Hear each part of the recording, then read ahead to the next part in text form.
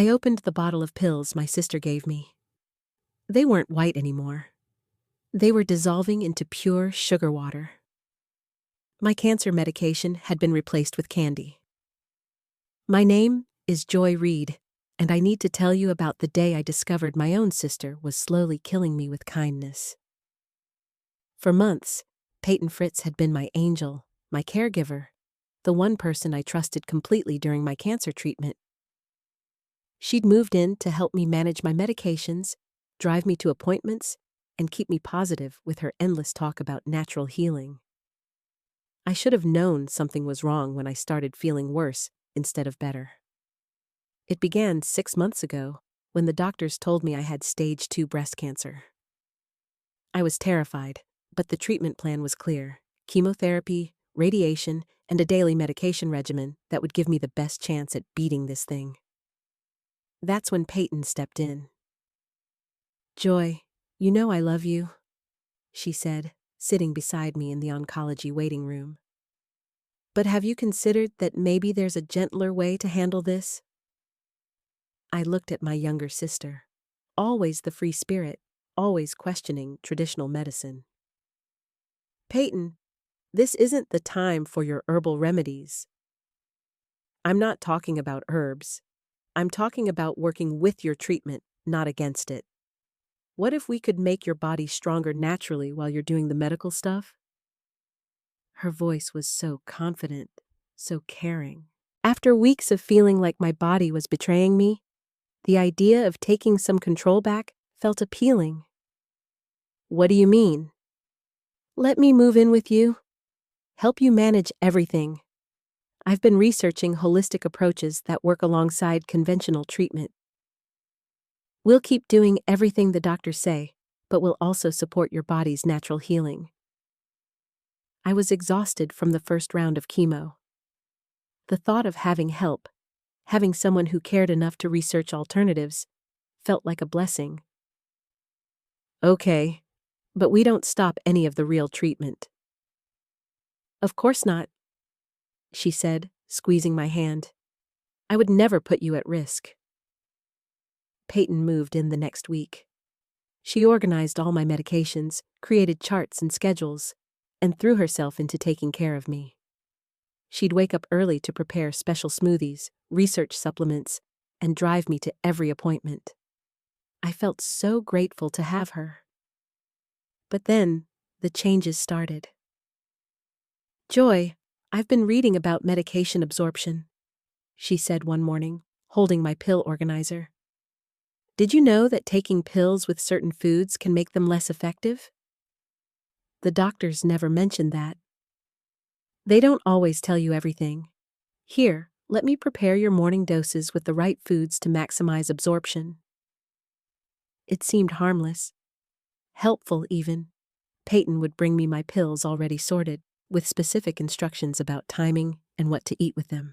She was so thorough, so dedicated to getting every detail right.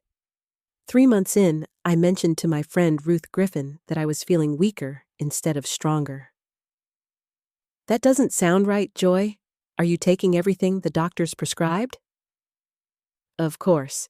Peyton makes sure I never miss a dose." Ruth frowned.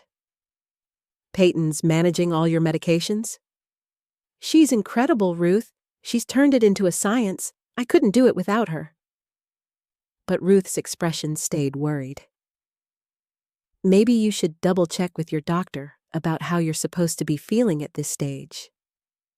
I brushed off her concern. Peyton was family. She was sacrificing her own life to take care of me. Why would Ruth question that? 2 weeks later, during a routine blood test, my oncologist pulled me aside. "Joy, your levels are concerning. The medication doesn't seem to be working as effectively as we'd expect. Are you taking everything as prescribed?" My heart dropped. "Yes, every single dose. My sister helps me manage everything." "Let me see the bottles you're taking from at home." That afternoon, I went to get my medication bottles to show the doctor. They were in Peyton's room. She kept everything organized in a special container. As I reached for them, One of the bottles slipped and fell, spilling pills across the floor. That's when I saw it. The pills that scattered weren't the same color as the ones Peyton had been giving me. These were white and oblong. The ones I'd been taking were smaller, rounder, and had a slightly different texture. My hands started shaking as I picked up both types of pills. I held them under the light, comparing them side by side. They weren't even close to the same shape. I grabbed one of the pills Peyton had been giving me and dropped it in a glass of water. Within minutes, it dissolved completely, leaving behind a sweet residue. Sugar? Pure sugar. The room started spinning. I sat down hard on Peyton's bed, staring at the evidence in my hands. My sister, my caregiver, my protector, had been replacing my cancer medication with sugar pills for months. But why? I heard her key in the front door. My mind raced as her footsteps approached. "Joy, where are you?" "In here," I called, my voice barely steady. Peyton appeared in the doorway, smiling. "How are you feeling today? Ready for your afternoon doses?" I held up the 2 different pills. "Want to explain this?" Her face went white. For a moment, she just stared. Then something shifted in her expression. Not shame, not panic, but something colder. "You weren't supposed to find those." "Find them? Peyton, these are my medications. The ones keeping me alive." She sat down across from me, suddenly calm. "Joy, you don't understand what I was trying to do." "Then explain it to me." "The doctors were poisoning you. Those chemicals, that radiation, they were destroying your body faster than the cancer ever could. I was trying to give your immune system a chance to heal naturally." I stared at her in disbelief. "By replacing my medication with sugar?" "By removing the toxins and supporting your body's natural ability to fight. I've seen it work, Joy. People who trust their bodies instead of pumping themselves full of chemicals." "Where? Where have you seen this work?" She hesitated. "Online testimonials, success stories, people who..." "People who what, Peyton? Died because they didn't take real medicine?" Her voice got defensive. "You were getting sicker with the treatments. Your body was rejecting all those artificial substances." "My body was fighting cancer, Peyton. The medication was working until you replaced it with candy." The reality hit me like a physical blow. While I thought I was being treated, the cancer had been growing unchecked. All those months of feeling weak, of declining instead of improving, it wasn't the treatment failing. It was the absence of treatment. "How long?" I asked. "What? How long have you been giving me fake pills?" She looked away. "Since the 2nd month."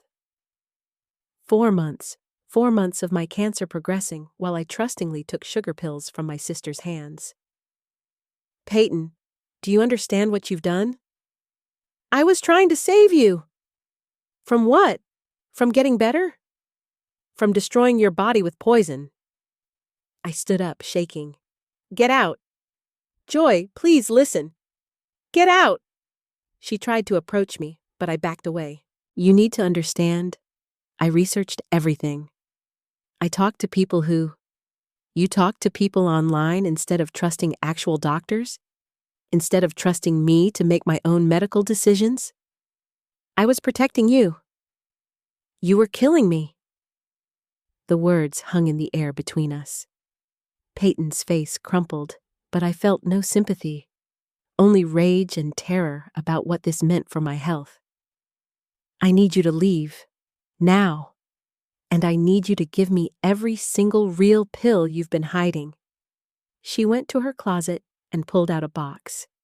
Inside were bottles and bottles of my actual medications. Months of doses I should have been taking. "I saved them," she said quietly, "in case the natural approach didn't work fast enough." I couldn't even respond. I called Ruth to come over, then called my oncologist's emergency line. 3 hours later, I was in the hospital getting emergency blood work and scans. The cancer had progressed significantly.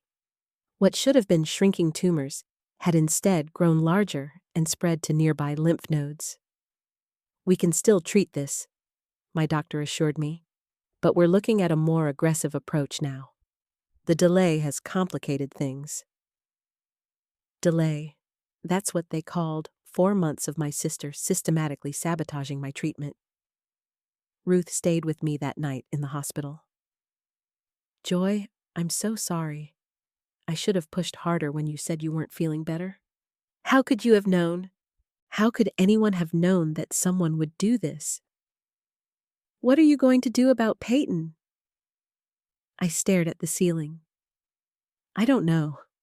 She genuinely believed she was helping me, but she also made a choice to replace my medication without telling me. She made a choice about my life, my body, my cancer treatment. The hardest part wasn't even the betrayal.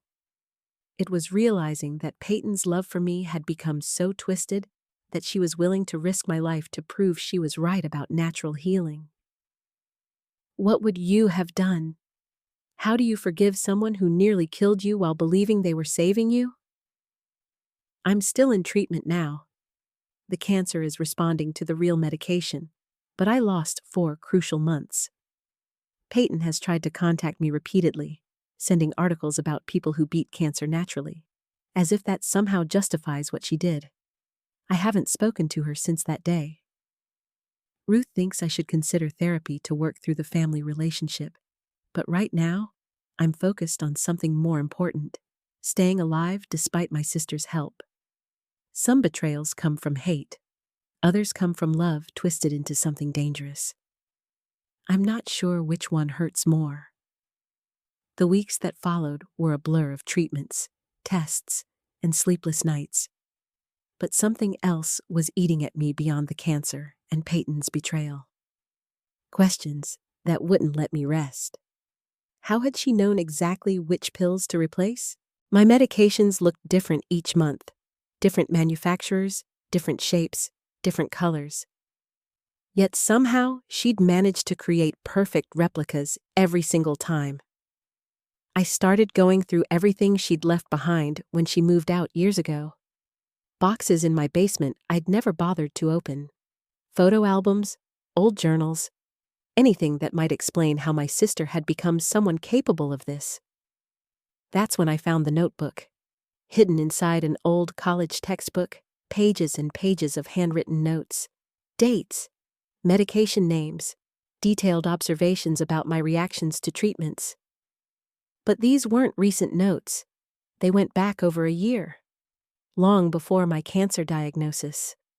My blood ran cold as I read her careful documentation. She'd been watching me, studying my habits, learning my routines, planning something. But planning what? I hadn't even known I was sick a year ago. Ruth found me sitting on my basement floor surrounded by papers when she came to check on me.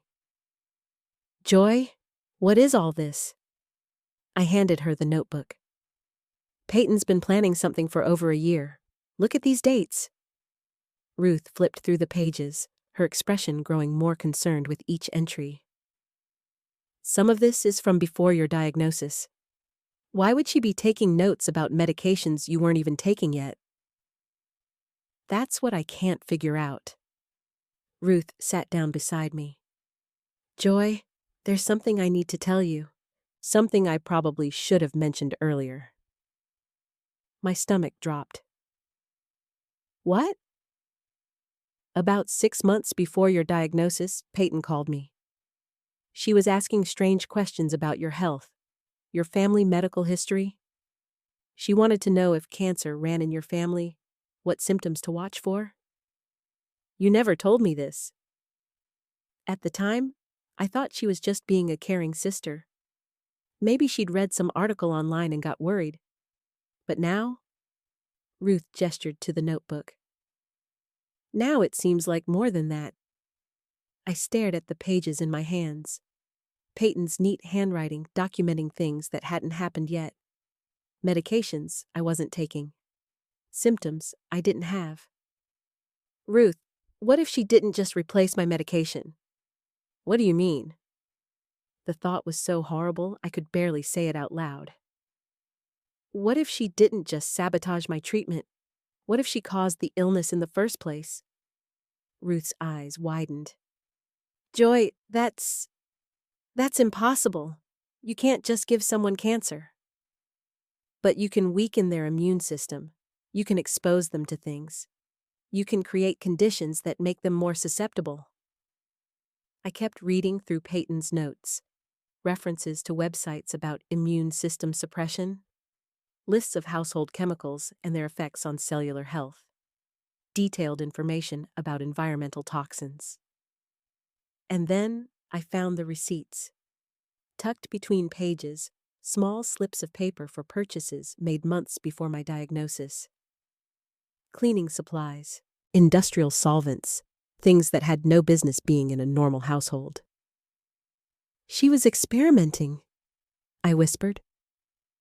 What? Look at this. I showed Ruth the receipts. She bought all these chemicals months before I got sick. Then she started documenting my health changes. Ruth took the papers with shaking hands. Joy, if this is what I think it is. She made me sick so she could cure me. The pieces were falling into place with sickening clarity. Peyton's sudden interest in natural healing hadn't started when I got cancer. It had started before that. She'd been researching alternative medicine, building her knowledge, preparing to be my savior. But first, she needed to create a problem to solve. I remembered all those times she'd come over to help with housework, how she'd insisted on doing the cleaning, using her own supplies, how she'd prepare meals for me, always so concerned about my nutrition. The smoothies, I said suddenly. What smoothies? She started bringing me these health smoothies months before my diagnosis. Said they were packed with antioxidants and superfoods. I drank them every morning because she was so excited about helping me be healthier. Ruth's face had gone pale. Joy, we need to call the police. And tell them what? That I think my sister poisoned me and then replaced my medication with sugar pills? Do you know how that sounds? It sounds like attempted murder. The words hit me like a physical blow.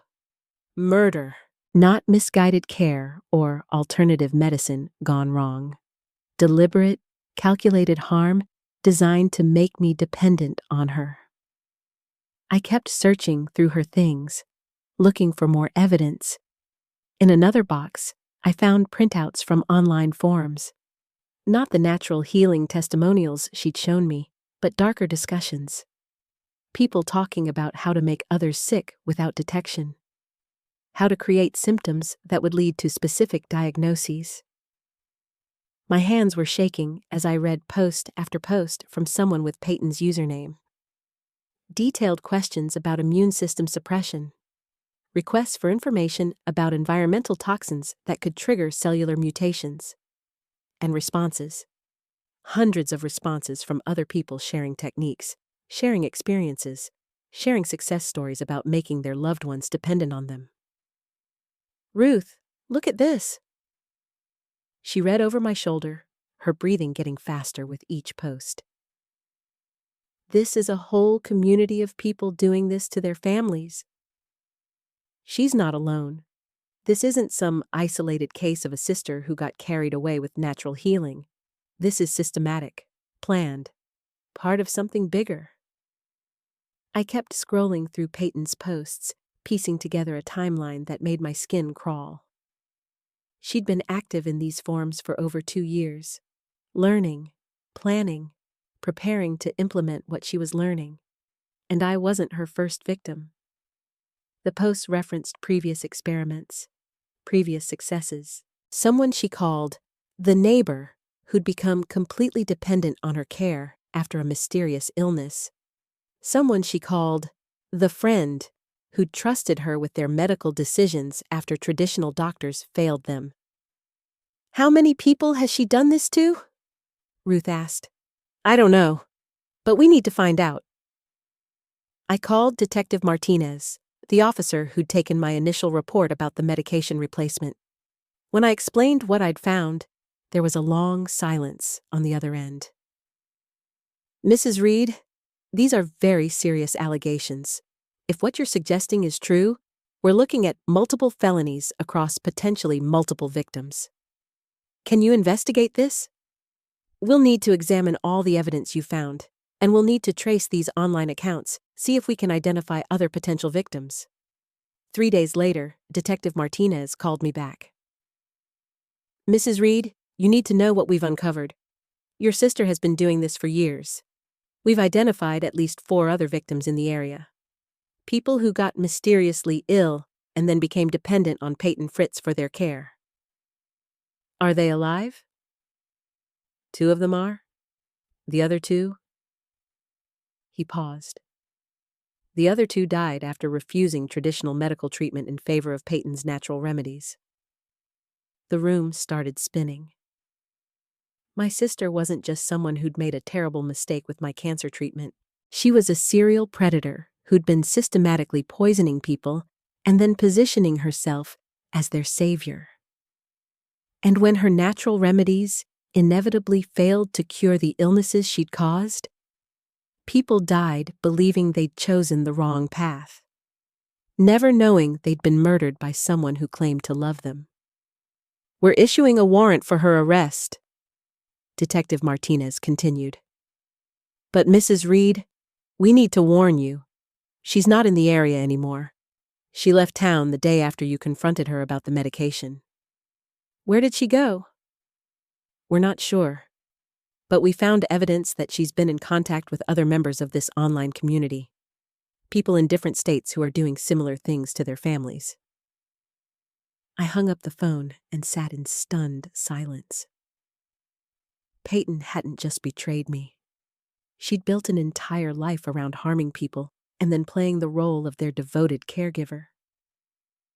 The sister I'd trusted, the woman I'd loved, had been systematically killing people for years, and I'd almost been next. Ruth came over that evening with takeout and found me still sitting in the same spot, staring at nothing. The police called me, she said gently. They told me what they found. She killed people, Ruth. My sister is a serial killer. Joy, I know this is overwhelming, but you survived. You figured it out in time. Barely. If I hadn't gotten suspicious about feeling worse instead of better. If I hadn't found those pills. I shuddered. She would have let me die while holding my hand and telling me how sorry she was that the natural healing wasn't working. Ruth sat beside me. What happens now? Now, I finish my cancer treatment with real medication, and I hope the police find her before she does this to someone else. The hardest part wasn't even knowing that Peyton had tried to kill me. It was realizing that everything I'd believed about our relationship had been a lie.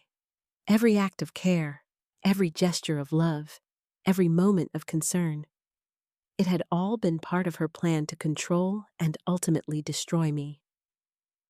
What do you do when you discover that the person you trusted most in the world is a monster? I'm still in treatment. The cancer is responding well now that I'm getting real medication. But I've also started seeing a therapist to help me process what happened. Not just the betrayal, but the guilt. Because part of me still loves my sister. Part of me still remembers the woman who used to braid my hair and bring me soup when I was sick. Even knowing what she is, what she's done, I can't completely erase 20 years of believing she cared about me. The police are still looking for Peyton. They've connected her to victims in 3 other states, and they believe there are more. I've been contacted by families who lost loved ones under suspicious circumstances, people who trusted Peyton with their care and died from treatable illnesses. I testify next month in the case against the online forum that connected these predators. Apparently, what Peyton did to me is part of a much larger network of people who get satisfaction from making others dependent on them, even if it kills them. Some people call it Munchausen syndrome by proxy. Others call it medical abuse. I call it evil disguised as love. The most terrifying part? If I hadn't gotten suspicious, if I'd trusted her completely, I would have died thinking she was the most caring sister in the world, never knowing that she'd orchestrated every moment of my suffering. The weeks that followed felt like living in a nightmare I couldn't wake up from. Every morning, I'd open my eyes hoping it had all been some horrible dream, that Peyton would call me, laughing about some misunderstanding, that my sister, my protector, my best friend, was still the person I'd believed her to be. But the evidence kept growing. Detective Martinez called me regularly with updates, and each conversation made everything worse. They'd traced Peyton's online activities back over 5 years. 5 years of careful planning, studying, learning how to hurt people while appearing to help them. "Mrs. Reed, we need to show you something," Detective Martinez said during one of our meetings at the police station. "But I want to warn you first. This is going to be difficult to see." He pulled out a thick folder and opened it carefully. Inside were printed screenshots from Peyton's online accounts. Posts I'd never seen, conversations that made my blood run cold. "She documented everything," he explained. "Every victim, every method. She treated it like a science experiment." I stared at the pages. There were photos of people I didn't recognize, but their stories were horrifyingly familiar. People who'd gotten mysteriously sick. People who'd turned to Peyton for help when traditional medicine failed them. People who'd trusted her with their lives. And there, at the bottom of the stack, were photos of me. Pictures I didn't remember her taking. Me sleeping in the hospital bed. Me looking weak and tired during chemotherapy. Me trusting her completely as she handed me pills that were slowly killing me. Underneath each photo, she'd written notes, clinical observations about my declining health, excited comments about how well her methods were working, plans for what she'd do when I became too weak to care for myself. "She was documenting my death," I whispered. "Mrs. Reed, there's more. We found her journal." He handed me another folder. This one contained handwritten pages in Peyton's familiar script. I recognized her handwriting immediately. She'd written me countless birthday cards and letters over the years in that same careful penmanship. But these words were from a stranger. Day 47. Joy's energy levels are dropping significantly. The sugar pills are working perfectly. She's starting to depend on me more for daily tasks. Soon, she'll be completely under my care. Day 63. Joy questioned the medication today.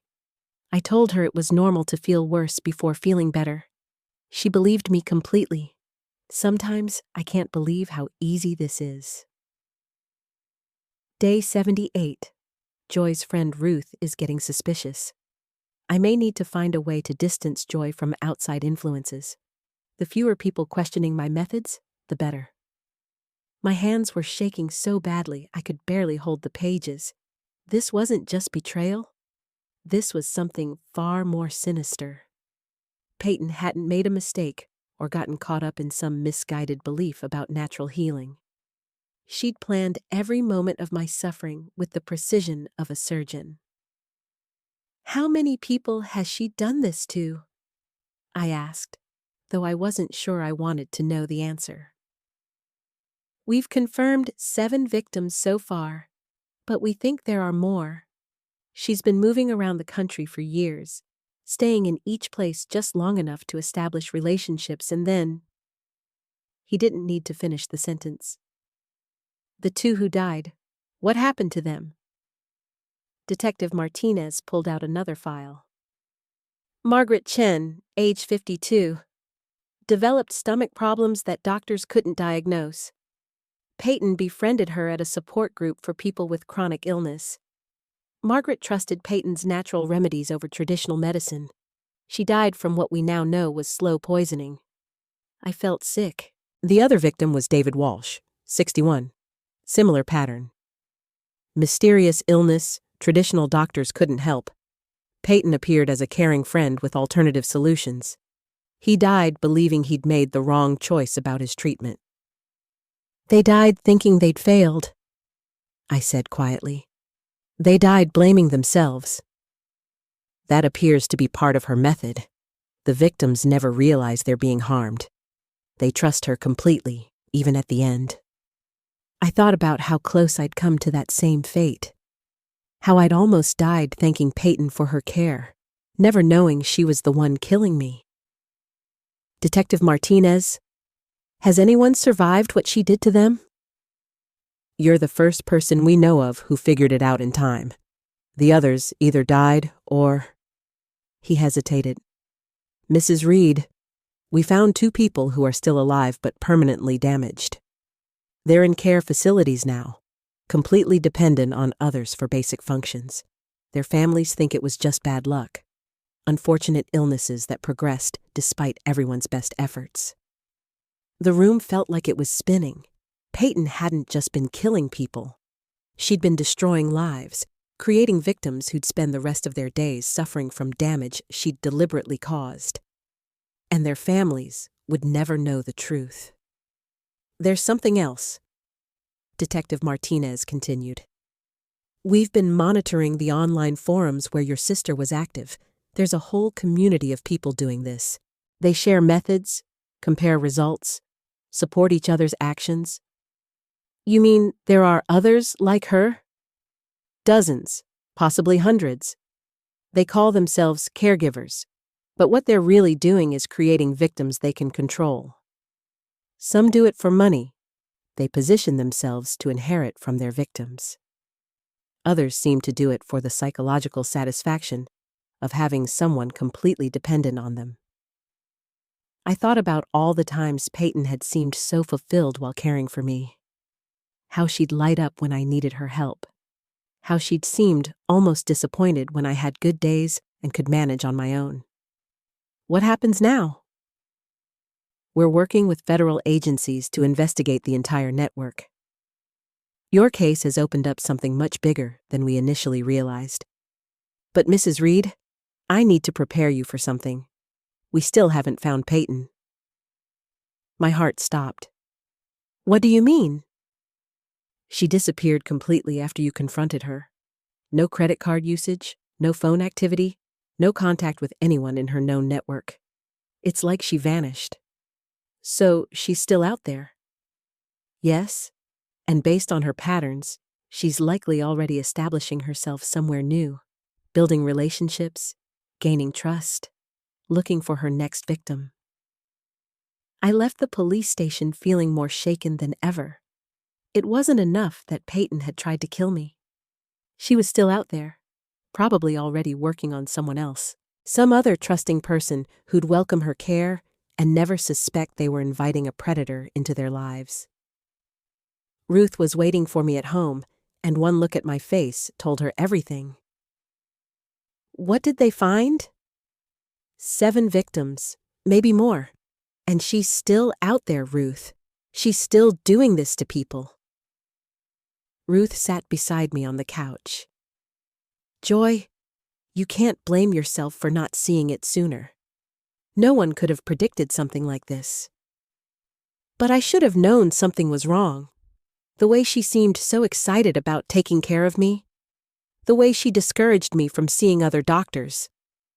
The way she always had an answer for everything. Those aren't red flags anyone would recognize. They just seem like the actions of a caring sister. That's what makes it so terrifying.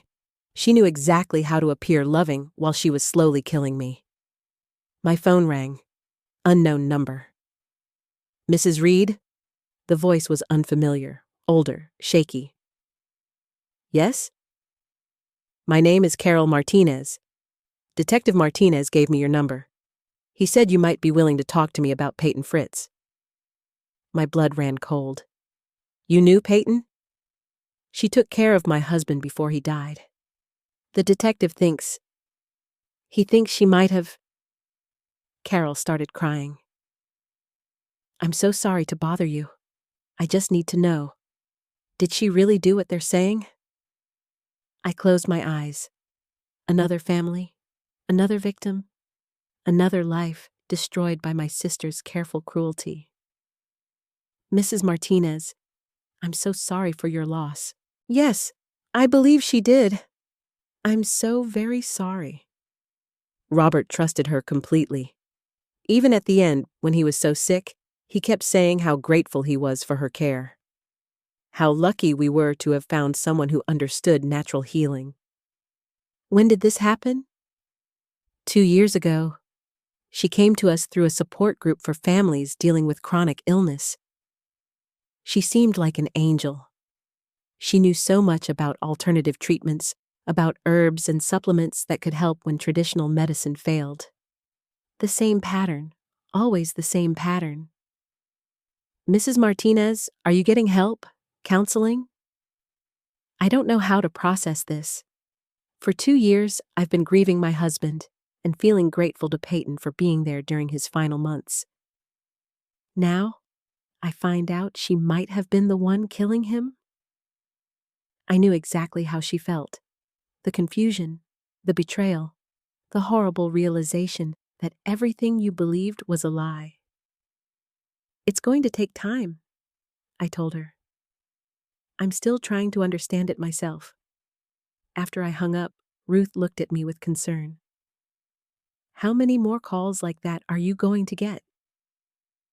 I don't know, but I have to take them. These families deserve to know the truth. Over the following days, I received more calls, more families who'd lost loved ones after Peyton entered their lives. Each story was heartbreakingly similar. A mysterious illness, traditional doctors who couldn't help, Peyton appearing like a guardian angel with natural solutions, and then death, with the families believing they'd simply been unlucky. But the worst call came from a woman named Jennifer Walsh. Mrs. Reed, Peyton Fritz is my daughter. I almost dropped the phone. Your daughter? I haven't spoken to her in 15 years. She disappeared from our lives after some trouble when she was younger. The police contacted me yesterday. They told me what she's been doing. I'm so sorry. This must be incredibly difficult for you. Mrs. Reed, there's something you need to know. Something the police don't know yet, because I just remembered it. I waited.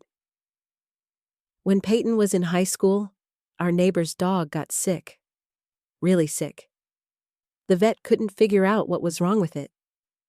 Peyton volunteered to take care of the dog, said she'd been reading about natural remedies for animals. My heart was pounding. The dog got worse under her care, much worse. It died after 3 weeks of Peyton's treatments. Everyone felt so sorry for her. She cried at the funeral we had for that dog. She seemed so heartbroken.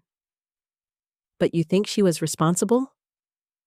After the dog died, I found things in Peyton's room. Research she'd printed about plants that are toxic to animals, notes about dosages and symptoms. At the time, I thought she was just trying to understand what had happened. But now? Now you think she was experimenting. Mrs. Reed, I think my daughter has been doing this for over 20 years. I think that dog was her first victim. I hung up the phone and sat in stunned silence. 20 years. Peyton had been perfecting her methods for 20 years, starting with a neighbor's pet and eventually graduating to human victims. And I'd trusted her completely. The phone rang again. This time, it was Detective Martinez. Mrs. Reed, we may have found her. My hands were shaking as I answered Detective Martinez's call. We may have found her, he said, and I could hear the tension in his voice. But Mrs. Reed, there's something else. Something we discovered that changes everything. What do you mean? Can you come to the station? And bring Ruth Griffin with you. She needs to hear this too. The drive to the police station felt endless. Ruth kept asking what I thought Martinez had found, but I couldn't focus on anything except the growing knot in my stomach. Something in his voice had been different. Not just urgent, but almost apologetic. When we arrived, Detective Martinez led us to a small conference room where another detective was waiting with several thick folders spread across the table. "Mrs. Reed, Ms. Griffin, please sit down." Martinez looked at both of us carefully. "What I'm about to tell you is going to be difficult to process." I gripped Ruth's hand. "Did you find Peyton?" "We did. She's in custody. But in the process of searching her apartment, we found something that changes our entire understanding of this case." He opened one of the folders and pulled out a stack of photographs. My breath caught. They were pictures of me. Dozens of them. Some recent, some from years ago. Pictures of me at work, at home, at the grocery store. Pictures I had no memory of being taken. "This is what we expected to find," Martinez continued. "Evidence of her stalking you, documenting your routines. But then we found this." He opened another folder, and my world shifted completely. Inside were photographs of Ruth. Hundreds of them. Ruth at her apartment, Ruth at her job, Ruth talking to me at coffee shops, Ruth visiting me at home. Some of the photos went back years. Years before I'd ever been diagnosed with cancer. "I don't understand," Ruth whispered, staring at her own face, looking back at her from dozens of surveillance photos. "Neither did we at first." Martinez pulled out another document. "Then we found Peyton's journals, detailed notes about both of you. Your schedules, your habits, your relationships. But here's what we couldn't figure out initially." He pointed to dates on several of the photos of Ruth. "These pictures of Ms. Griffin were taken 2 years before you were diagnosed with cancer, Mrs. Reed. 2 years before Peyton ever contacted you about helping with your treatment." My mind was racing, trying to make sense of what I was seeing. Why would she be watching Ruth before I was even sick? Martinez exchanged a look with the other detective. "That's what we asked ourselves. So we dug deeper into Peyton's background. We contacted her former employers, her references, anyone who might have known her." He pulled out another folder. "Mrs. Reed, did you know that Peyton worked at the medical laboratory that processed your initial cancer screening tests?" The room seemed to spin around me. "What?" 3 years ago, she was employed there for 8 months as a lab technician. She had access to test results, patient information, medical records." Ruth's hand tightened in mine. "Joy, what is he saying?" Martinez leaned forward. "We think Peyton didn't just replace your cancer medication with sugar pills. We think she's the reason you got cancer in the first place." The words hit me like a physical blow. "That's impossible." "Is it?" The other detective spoke for the first time. "We found research in her apartment. Extensive research about carcinogens, about how certain chemicals can trigger cancer development, about dosage and exposure methods. But how could she? We're still piecing it together, but we believe she identified you as a target 3 years ago when she had access to your medical records. She learned about your family history, your genetic predisposition to certain types of cancer. Then she began a careful, long-term plan." Martinez pulled out more documents. "We found evidence that she'd been introducing carcinogenic substances into products you used regularly. Your shampoo, your laundry detergent, even your coffee. Small amounts over time, designed to trigger the cancer development she knew you were already susceptible to." I felt like I was drowning. But why? Why would she do that? "Because she needed you to get sick so she could save you. Or appear to save you. It gave her complete control over someone who would be desperate and grateful for help." Ruth was staring at the photos of herself scattered across the table. "But why was she watching me?" That's when Martinez delivered the final blow. Because you weren't the primary target, Mrs. Reed. Ruth was. The room went completely silent. We found her real journals, the ones she hid better. Peyton Fritz has been obsessed with Ruth Griffin for over 4 years. She's been studying her, following her, learning everything about her life. She knew that Ruth's closest friend was you. She knew that if you got sick, Ruth would be devastated. She knew Ruth would do anything to help. I looked at Ruth, seeing the horror dawning in her eyes. The plan was never just to kill you, Mrs. Reed. The plan was to destroy Ruth emotionally by making her watch her best friend die slowly, while Peyton positioned herself as the caring sister, providing comfort to you both. She wanted to be the person Ruth turned to for support. She wanted to replace you in Ruth's life. Ruth stood up abruptly, knocking over her chair. This is insane. This can't be real. I'm afraid it is. Martinez's voice was gentle but firm. We found evidence that she'd been planning to approach Ruth directly after your death. She had detailed notes about how to comfort grieving people, how to become indispensable to someone who'd lost their best friend.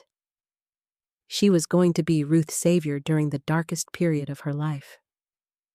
The pieces were falling into place with horrifying clarity. Peyton's sudden reappearance in my life right after my diagnosis, her eagerness to help, her interest in meeting Ruth and spending time with both of us. The way she always seemed to know exactly what to say to comfort Ruth when I was having bad days. She was practicing, I whispered. Every time she comforted Ruth about my condition, she was practicing for when I was dead. We believe so, yes. Ruth was pacing now, her face pale. How long has she been watching me? Based on what we found, at least 4 years, maybe longer. 4 years. Ruth's voice was barely audible. She's been in my life for 4 years and I never knew it. I thought about all the times Ruth had mentioned feeling like someone was watching her. All the times she'd felt uneasy walking to her car at night or had the sensation of being followed. We'd chalked it up to the stress of my illness, the general anxiety that comes with having a sick friend. But it had been Peyton. Always Peyton. There's more, Martinez said quietly. We found evidence that she'd been sabotaging Ruth's relationships too. What do you mean? Remember that guy you were dating last year, Ruth? The one who suddenly stopped calling? Ruth nodded. We found records showing that Peyton contacted his ex-wife and told her he was seeing someone new. She provided enough personal information about you to make it seem like you'd been stalking him online. His ex-wife confronted him, accused him of giving personal information about her and their kids to strangers. He thought you'd been investigating his family. Ruth sank back into her chair. She destroyed my relationship. And the job opportunity you lost 6 months ago? The one where they suddenly decided to go with an internal candidate? Peyton called your potential employer and posed as a reference from your previous job. She gave you a terrible recommendation, made up stories about attendance problems and conflicts with coworkers. I watched my best friend crumble as the full scope of Peyton's manipulation became clear. This wasn't just about killing me. It was about isolating Ruth, destroying her support system, breaking her down so completely that she'd be grateful for any kindness. She was going to be your knight in shining armor, Martinez explained. The caring woman who helped you through the loss of your best friend, who understood your grief because she'd lost her sister too. She was counting on you being so broken and grateful that you'd never question her motives. Ruth looked at me with tears streaming down her face. Joy, I'm so sorry. This is all my fault. No. I grabbed her hands. This is not your fault. None of this is your fault. But if she hadn't been obsessed with me, you never would have gotten sick. You never would have gone through any of this. Ruth, listen to me. Peyton Fritz is a predator. If it hadn't been us, it would have been someone else. You didn't cause this. But even as I said the words, I was struggling to process the magnitude of what we'd learned. My sister hadn't just betrayed me. She'd deliberately given me cancer. She'd destroyed years of my life, put me through agony and terror and the constant fear of death, all so she could position herself to manipulate my best friend. Detective Martinez was still talking, explaining about the other victims, about how they believed Peyton had been perfecting her methods for years. But I could barely focus on his words. "Where is she now?" I finally asked. "In custody. She's been charged with attempted murder, stalking, harassment, and fraud. We're still building the case, but with everything we found in her apartment, she's looking at spending the rest of her life in prison." "Has she said anything about why she did this?" Martinez shook his head. "She's not talking. Her lawyer won't let her say anything. But Mrs. Reed, I have to ask. Did you want to see her?" The question hit me like a slap. Did I want to see the woman who'd given me cancer? Who'd spent months slowly poisoning me while pretending to care? Who'd planned to use my death as a way to manipulate my best friend? "I don't know," I admitted. "Part of me wants answers, but I don't think I could be in the same room with her without..." "Without what?" "Without wanting to kill her myself." Ruth looked up at me. "Joy, we don't have to decide that now. We don't have to decide anything right now, except how we're going to get through this." I nodded, but inside, I was reeling. Everything I thought I knew about the past 3 years was wrong.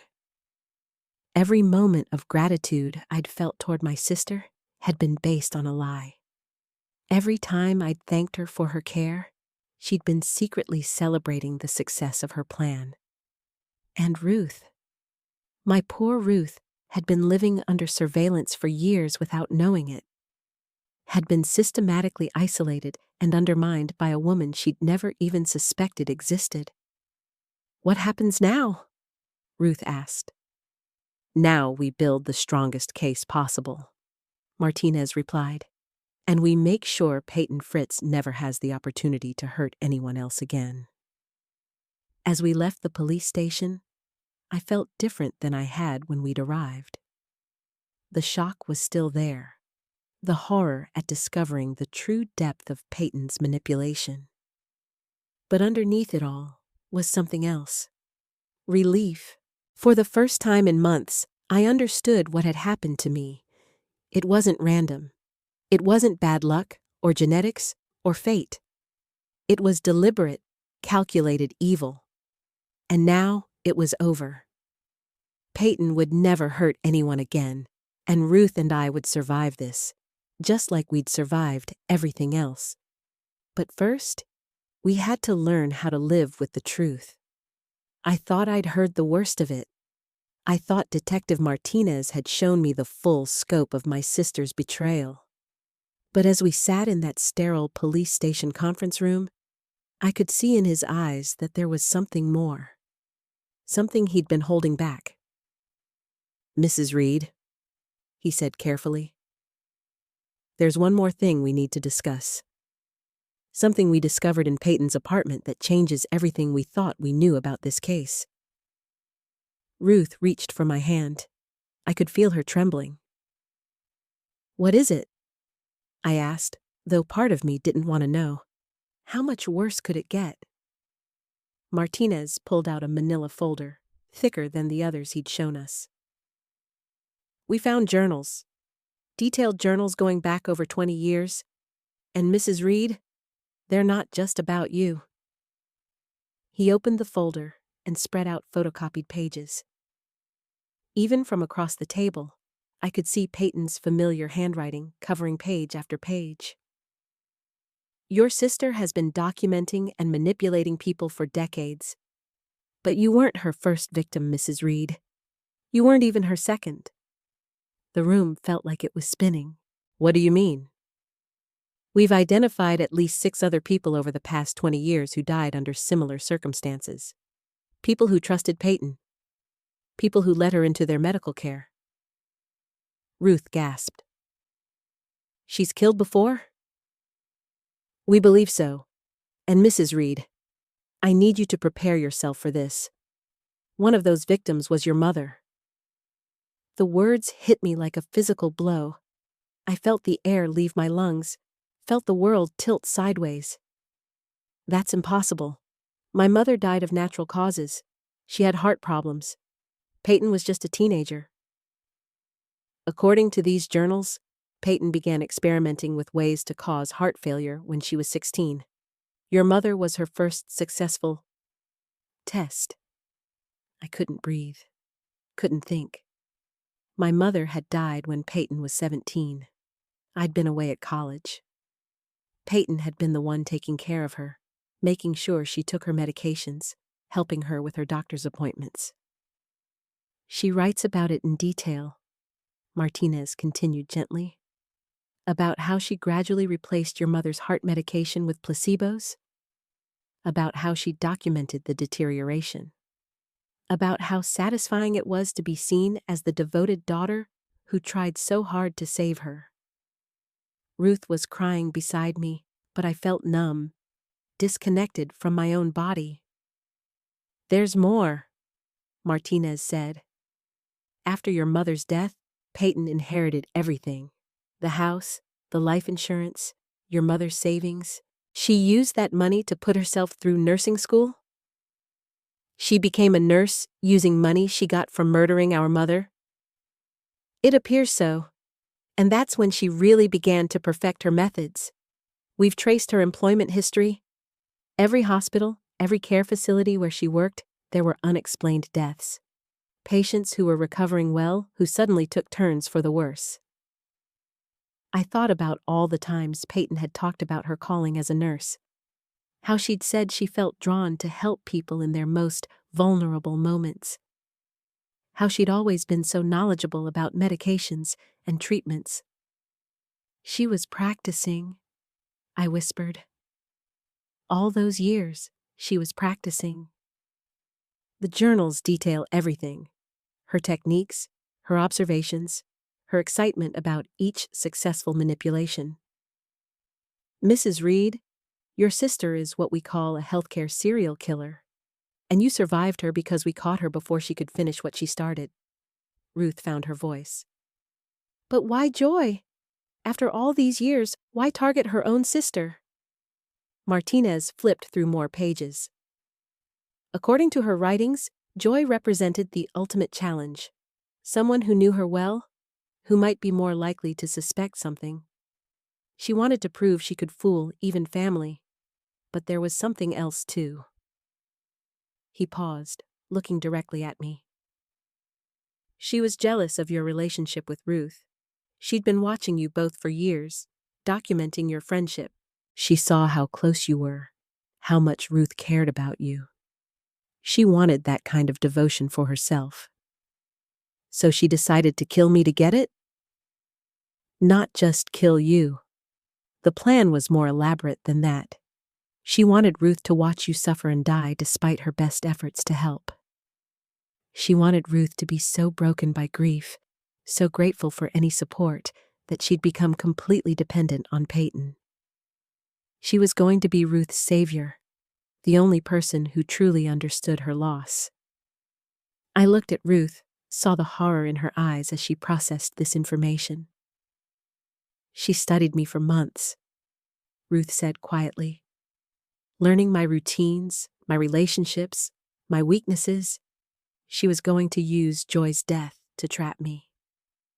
And based on her previous patterns, once she had that control, once she had isolated you completely, you would have been her next victim, probably within a year or two of Joy's death. The magnitude of it was overwhelming. My sister wasn't just a murderer. She was a predator who had been hunting for over 20 years. Who had killed our own mother to fund her education so she could kill more efficiently. Who had used her position as a healthcare worker to prey on the vulnerable. And I had thanked her. I had been grateful for her care. I had trusted her with my life while she was systematically ending it. How many people? I asked. How many people did she kill? We're still investigating, But based on the journals and our preliminary research into her employment history, we believe the number could be as high as 15. 15 people. 15 families who had lost someone they loved because they trusted my sister. 15 people who died thinking they were receiving care from someone who wanted to help them. Mrs. Reed, Martinez said gently, I know this is overwhelming, but there's something else you need to know. Something that might actually bring you some peace. I couldn't imagine what could bring me peace after learning my sister was a serial killer who had murdered our mother. Your quick recovery. The reason you're doing so well now, so much better than your doctors expected. It's because you never actually had cancer. The words didn't make sense. What do you mean? The tests Peyton arranged, the lab results she showed you and your doctors, they were falsified. You never had cancer, Mrs. Reed. Your sister was slowly poisoning you with chemotherapy drugs, making you sick enough to believe you were dying, but you never had the disease. I stared at him, unable to process what he was saying. She had access to lab systems through her work. She created fake test results, fake scans, fake pathology reports. Your real tests, the ones your actual doctors ran, all came back normal. But Peyton intercepted them and replaced them with fabricated results showing aggressive cancer. I was never sick. You were sick because she was poisoning you, but the cancer diagnosis was completely fabricated. That's why your recovery has been so remarkable. That's why you're feeling so much better now that you're off the medications she was giving you. I felt like I was going to faint. Everything I'd been through, all the fear and pain and terror of thinking I was dying, had been based on lies. Complete, elaborate lies. She put me through hell for nothing? Not for nothing, Martinez said quietly. She put you through hell because she enjoyed it, because it served her purposes, because she wanted to watch you suffer while positioning herself as your savior. Ruth was sobbing now, the full weight of everything crashing down on her. Joy, you were never dying. All those nights I stayed awake terrified I was going to lose you. All those times we talked about what would happen after. You were never sick. I reached for her, pulled her close. We held each other while the reality settled in. I was going to live. I was going to be fine. The cancer that had dominated our lives for months had never existed. But the cost of learning this truth was devastating. My sister was a monster who had killed our mother and countless others, who had tortured me physically and emotionally for her own twisted satisfaction, who had planned to use my fabricated death to manipulate and eventually murder my best friend. What happens now? I asked. Now we make sure she never hurts anyone else, Martinez replied. With the evidence we have, she's going to prison for the rest of her life. Multiple murder charges, fraud, attempted murder. She'll never see the outside of a cell again. And the other families? The people she killed? We're contacting them now. Reopening cases, providing closure where we can. Your survival, Mrs. Reed, is what broke this case open. If you hadn't gotten suspicious, if you hadn't started asking questions, she would have continued killing indefinitely. I looked at Ruth, saw her struggling to process everything we'd learned. In the space of a few hours, we discovered that my sister was a serial killer, that our mother had been murdered, that my cancer diagnosis had been fake, and that Ruth had been targeted as Peyton's next victim. Could anyone have seen this coming? Could anyone have imagined that the caring nurse who seemed so devoted to helping people was actually a predator who had been killing for decades? I need to see her, I said suddenly. Joy, no, Ruth protested. You don't need to put yourself through that. Yes, I do. I need to look her in the eye and let her know that I survived, that her plan failed, that she'll never hurt anyone else. Martinez nodded slowly. I can arrange that. But Mrs. Reed, are you sure you're ready for that conversation? I thought about everything Peyton had taken from me. Months of my life, my sense of security, my trust in the medical system, my peace of mind, and she'd taken our mother's life when I was too far away to protect her. But she hadn't taken everything. I was alive. Ruth was safe. And now the world would be safe from her too. I'm ready, I said. I'm ready to face her and make sure she understands that evil doesn't always win. As we prepared to leave the police station, I felt something I hadn't experienced in months. Hope. Real, genuine hope for the future. Not the desperate hope of someone clinging to life despite a terminal diagnosis, but the solid, grounded hope of someone who knew they were going to be okay. Peyton had tried to destroy me, but she had failed. And in her failure, she had revealed herself for what she truly was. The nightmare was over. Now it was time for justice. The police station felt different when we returned the next morning. The fluorescent lights seemed harsher, the air thicker. Martinez had called us early, his voice tight with something I couldn't identify. There's been a development, he said when we sat down in his office. Something we discovered when we brought Peyton in for questioning. Ruth reached for my hand. We'd spent the night processing everything we'd learned, trying to make sense of a world where my sister was a serial killer who had faked my cancer diagnosis to slowly poison me for months. What kind of development? I asked. Martinez opened a thick file on his desk. When we arrested your sister, she wasn't alone. She was with someone who's been helping her for years. My stomach dropped. Who? Dr. Sarah Chen, your oncologist. The words hit me like a physical blow. Dr. Chen, the woman who had delivered my fake diagnosis with such convincing compassion. The doctor who had prescribed treatments that were actually poison. The physician I'd trusted with my life. That's impossible, I whispered. She was trying to help me.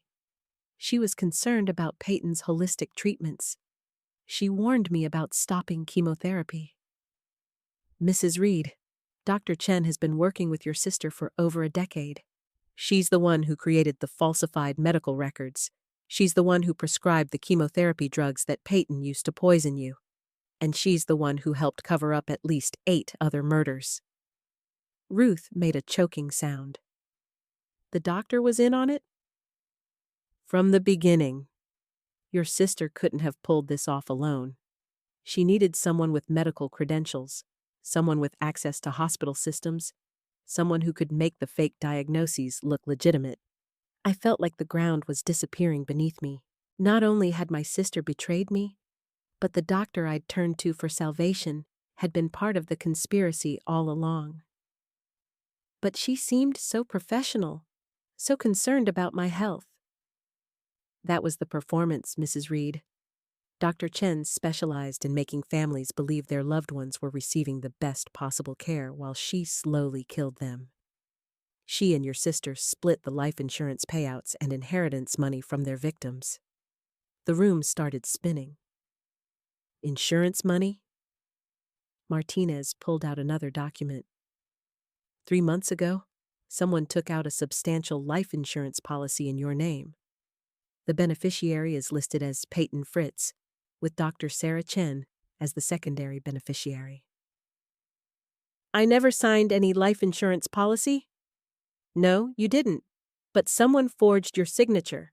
Someone who had access to your medical records, your personal information, your handwriting samples from hospital forms? Ruth was staring at me with horror. Joy, they were going to split the money from your death. It gets worse, Martinez continued. We found communication between Dr. Chen and your sister going back 12 years. Text messages, emails, detailed plans about which patients to target and how to avoid suspicion. He handed me a printed email. The subject line read, "New candidate, terminal diagnosis needed." I read the message, my hands shaking. Peyton, your sister would be perfect for the long-term treatment plan. Healthy woman, good insurance, family history we can manipulate.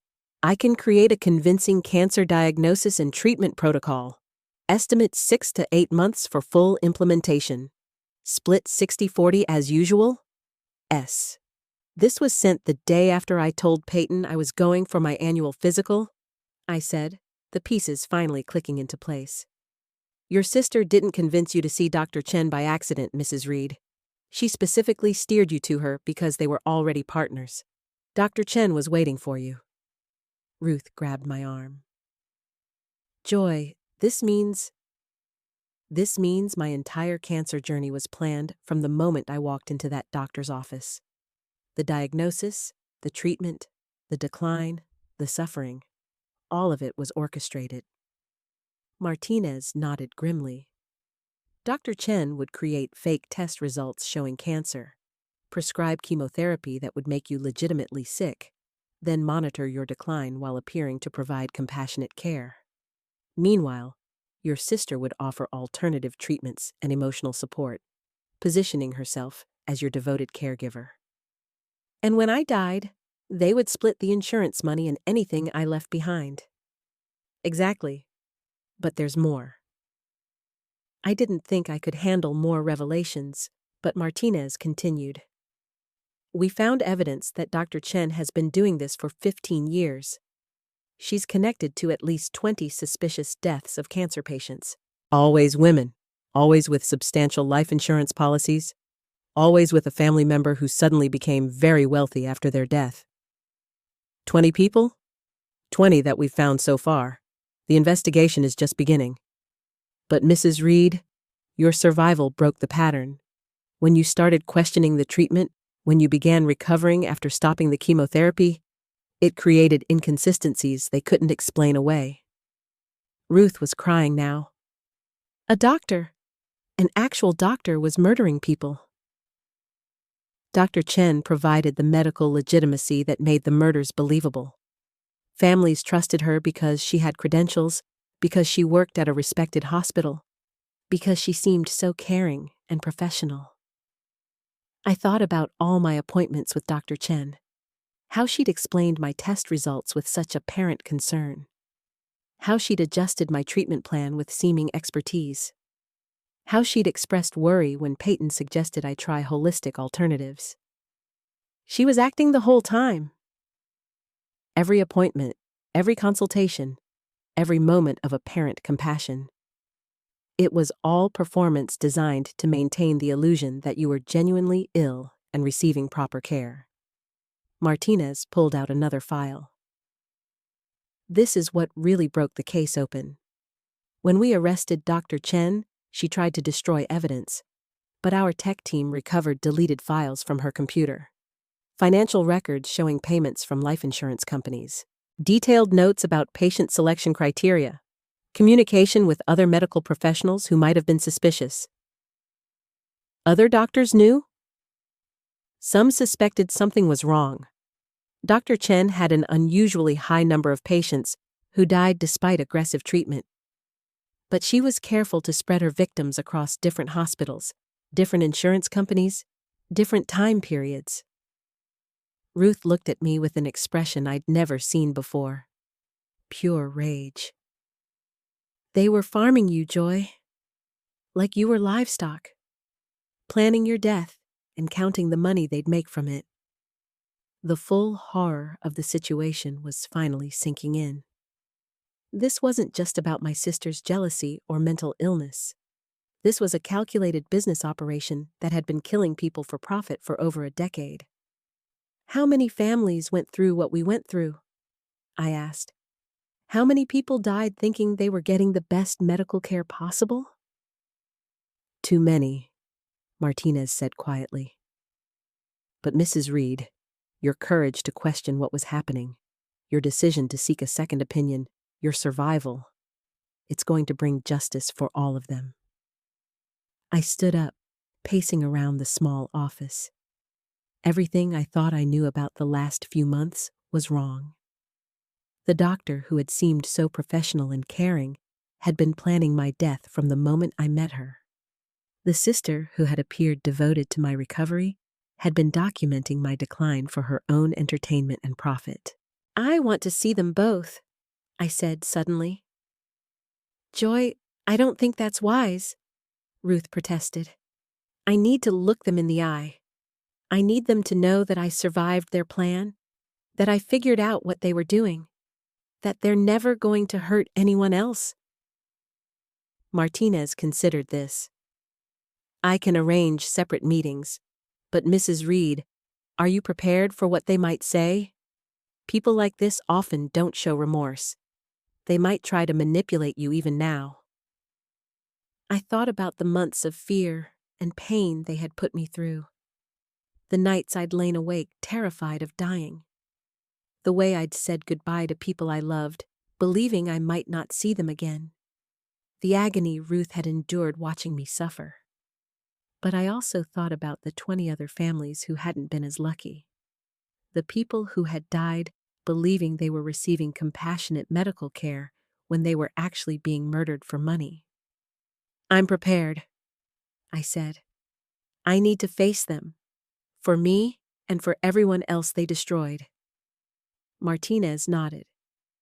"We'll start with Dr. Chen. She's been more talkative than your sister. I think she's realizing the full scope of what she's facing and might be willing to provide more information." As we prepared to leave his office, Martinez stopped me. "Mrs. Reed, I want you to know something.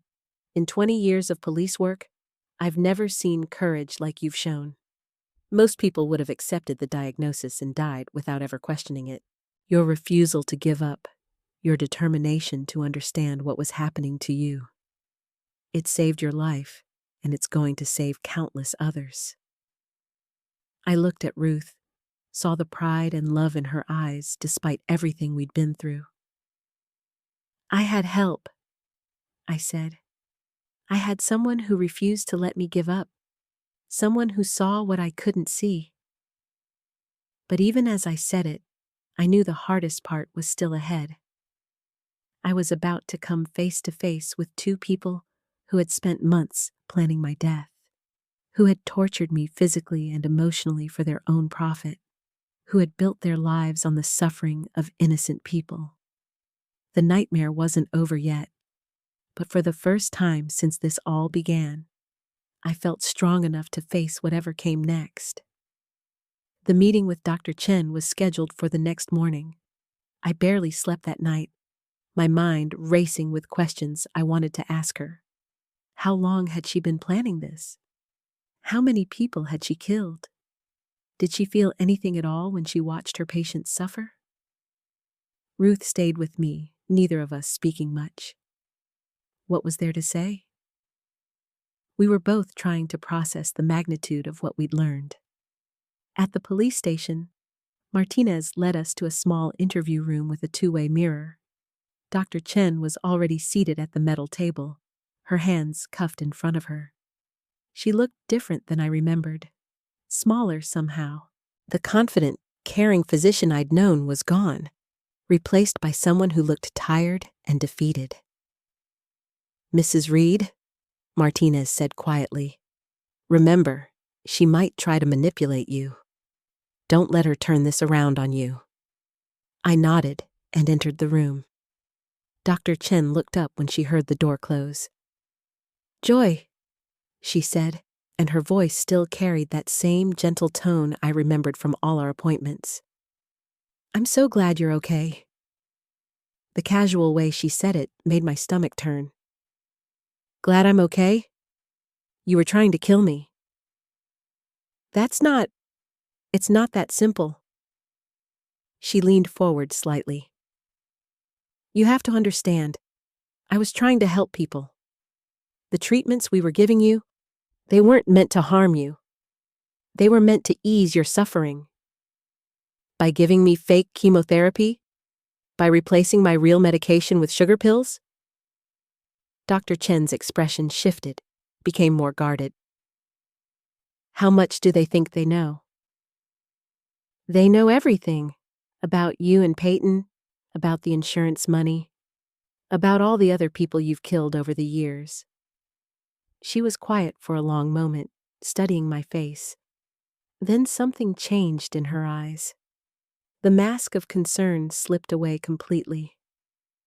You always were too smart for your own good, she said, and her voice was cold now.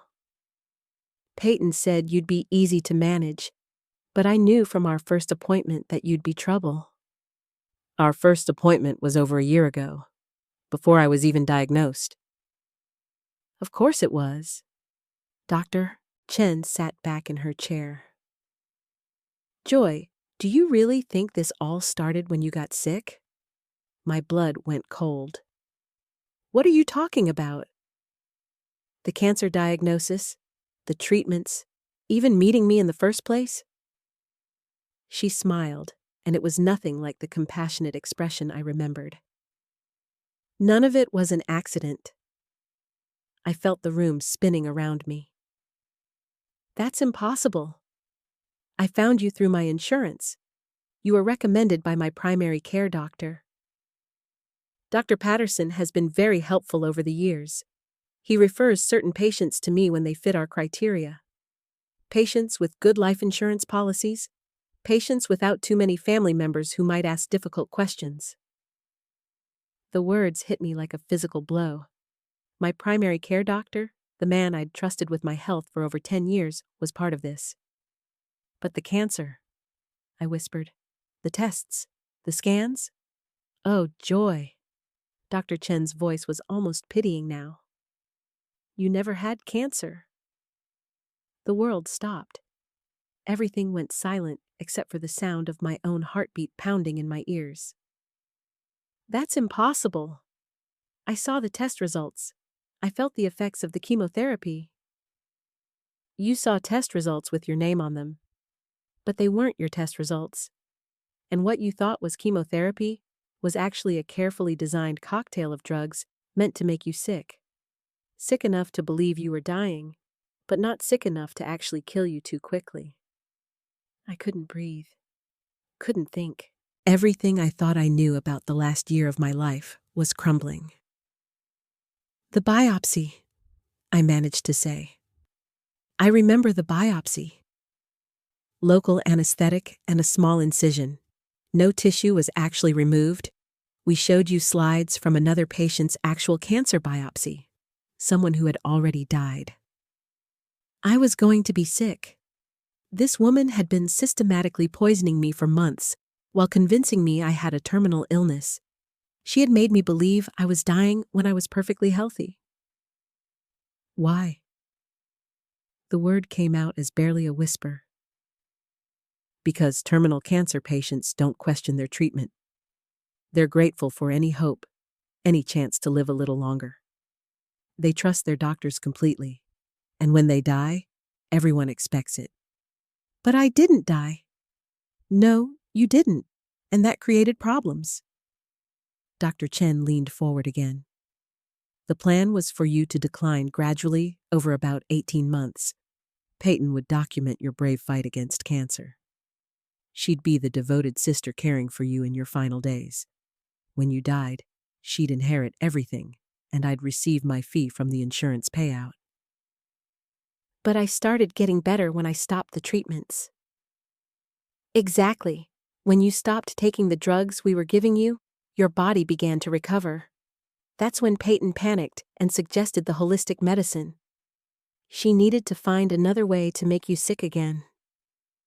I thought about those sugar pills Peyton had given me, how proud she'd been of finding an alternative solution, how she'd insisted I stop seeing Dr. Chen entirely. The sugar pills weren't just sugar, were they?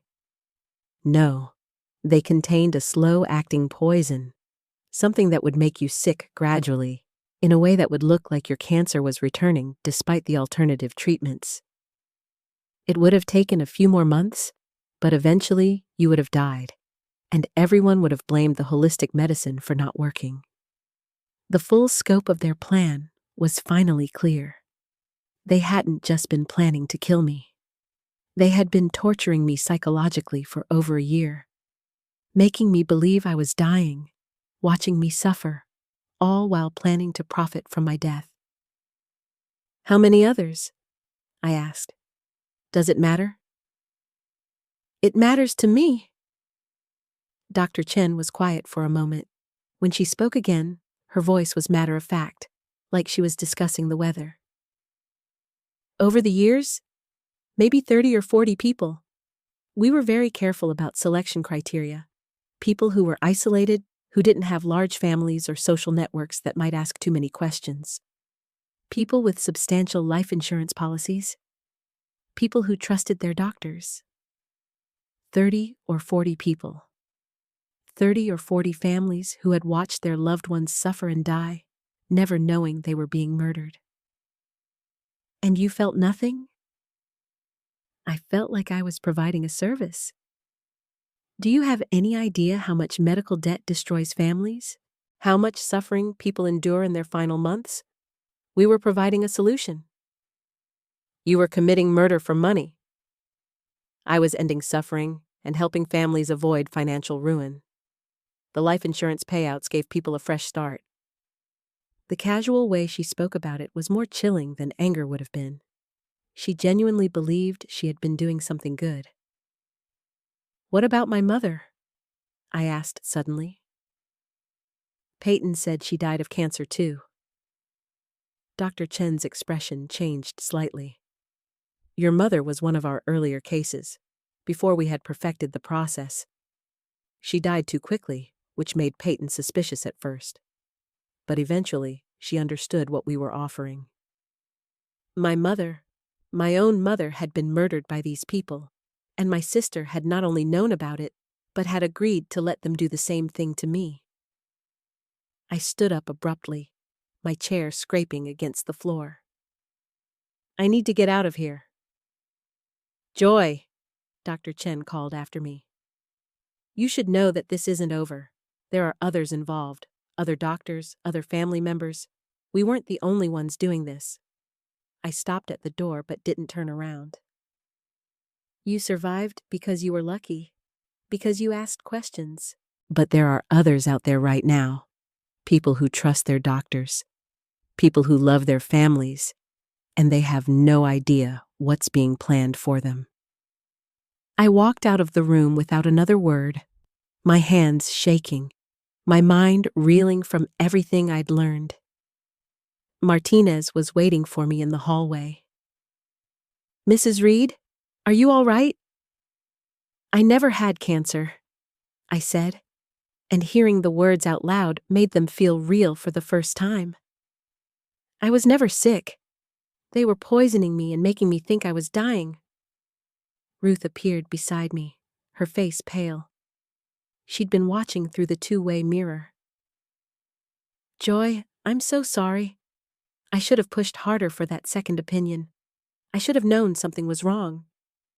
How could you have known? I didn't even know. I trusted my doctors. I believed the test results. I never questioned that someone would lie about something like that. But even as I said it, I realized that wasn't entirely true. There had been moments when something felt off. Times when Dr. Chen's explanations didn't quite make sense. Occasions when Peyton's behavior seemed strange. I had questioned things. I just hadn't trusted my instincts enough to act on them. What happens now? I asked Martinez. Now we build the case. Dr. Chen's confession gives us what we need to investigate the other doctors she mentioned. We'll be looking into every patient death they were involved with over the last decade.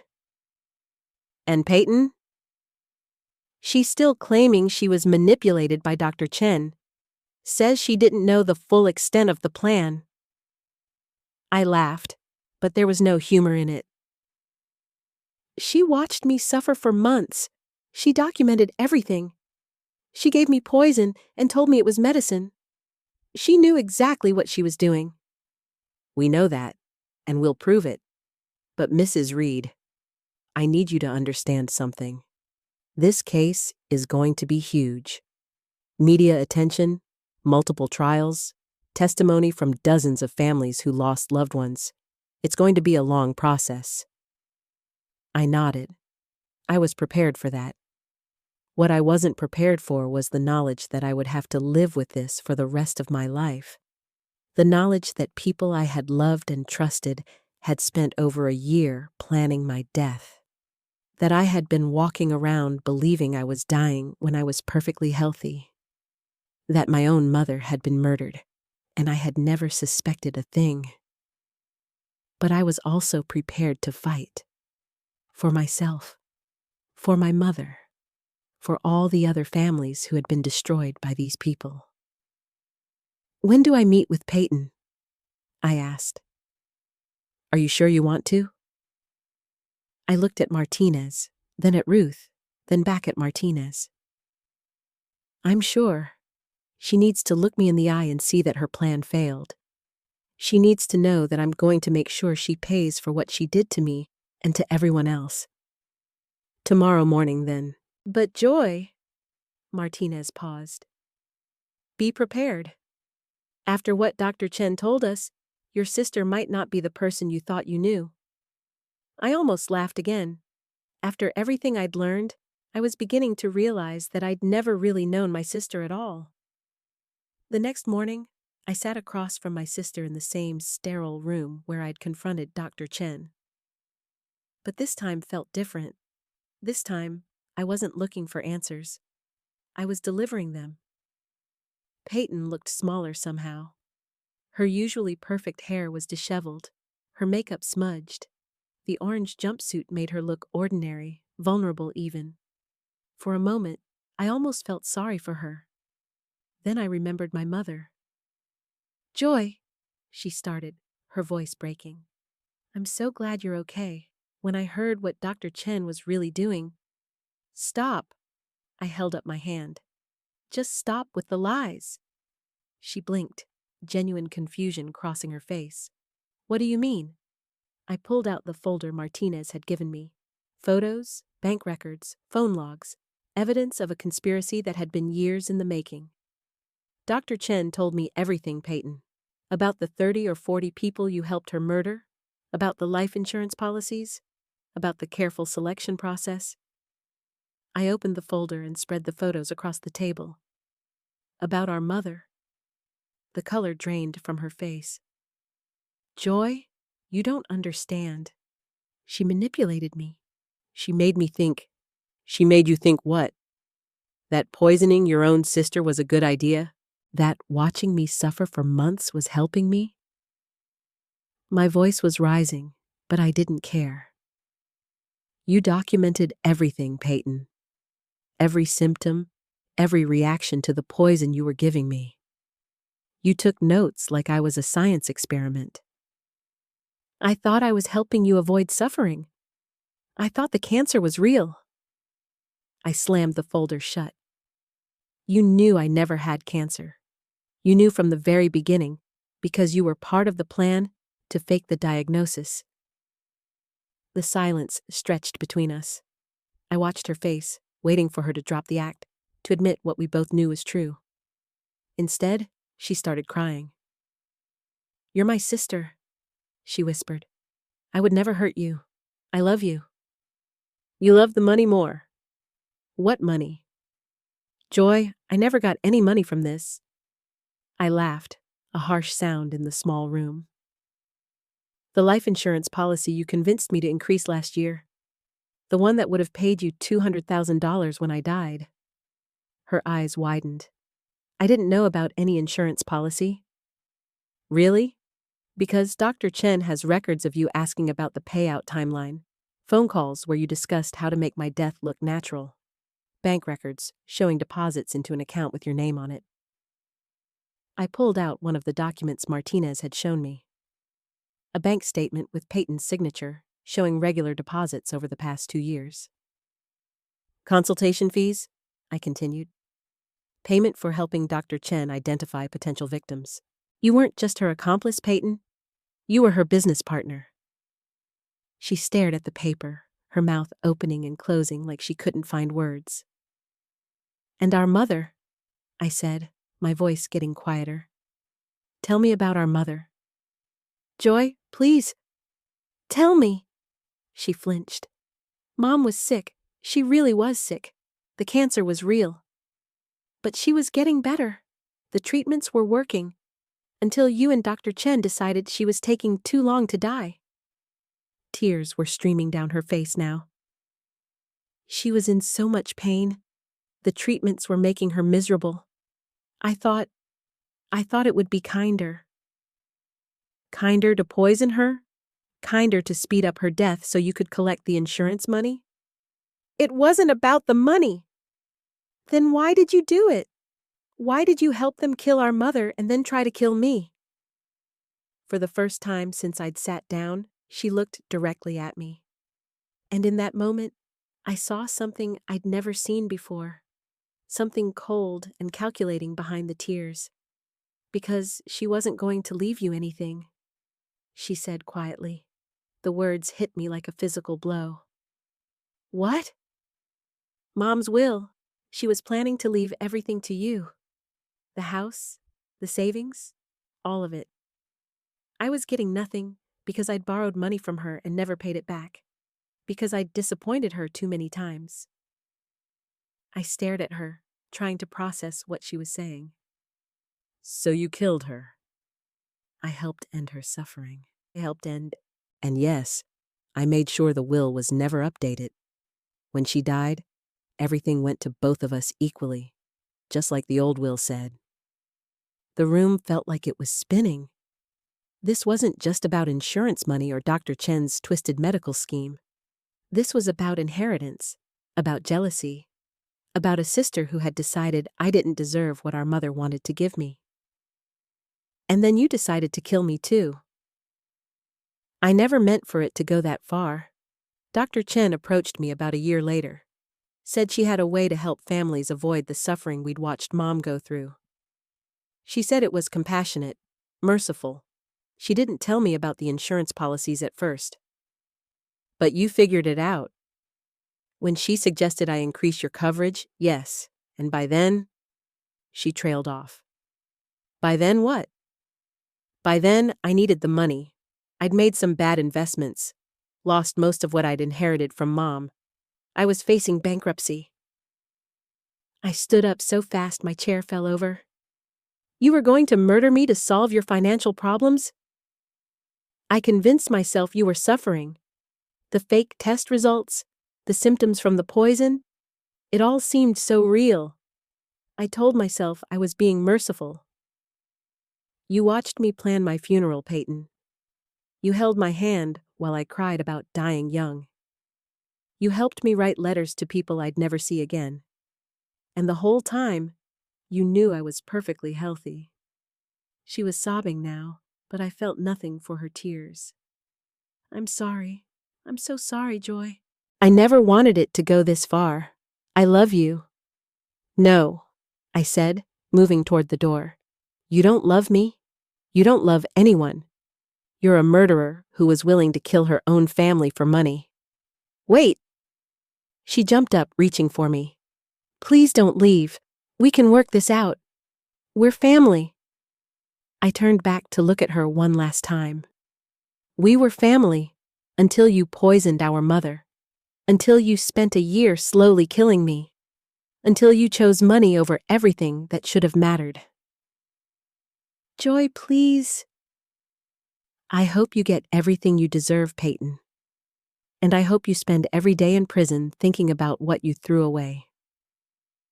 I walked out, leaving her calling my name behind the closed door. Martinez was waiting in the hallway with Ruth. How did it go? Ruth asked, studying my face. She confessed to everything. Our mother's murder, the insurance fraud, all of it. She tried to claim it was mercy at first, but in the end, she admitted it was about money. That's good, Martinez said. Her confession, combined with what we have from Dr. Chen, should be enough to put them both away for a long time. What about the other victims, the families Dr. Chen mentioned? We're contacting them now. So far, we've identified 12 cases that match their pattern. We expect to find more as we dig deeper into their records. 12 families. 12 people who had died believing they were sick, never knowing they were being murdered by the people they trusted most. There's going to be a media storm when this gets out, Martinez continued. Are you prepared for that? I thought about it. Was I prepared to have my story splashed across newspapers and television screens? Was I ready for reporters asking about my sister's betrayal, about how it felt to be slowly poisoned by someone I loved? Yes, I said. If it helps other families get justice, then yes. And the trial? I'll testify, against both of them. I want everyone to know exactly what they did. Ruth squeezed my shoulder. Are you sure you're ready for all this? It's going to be emotionally exhausting.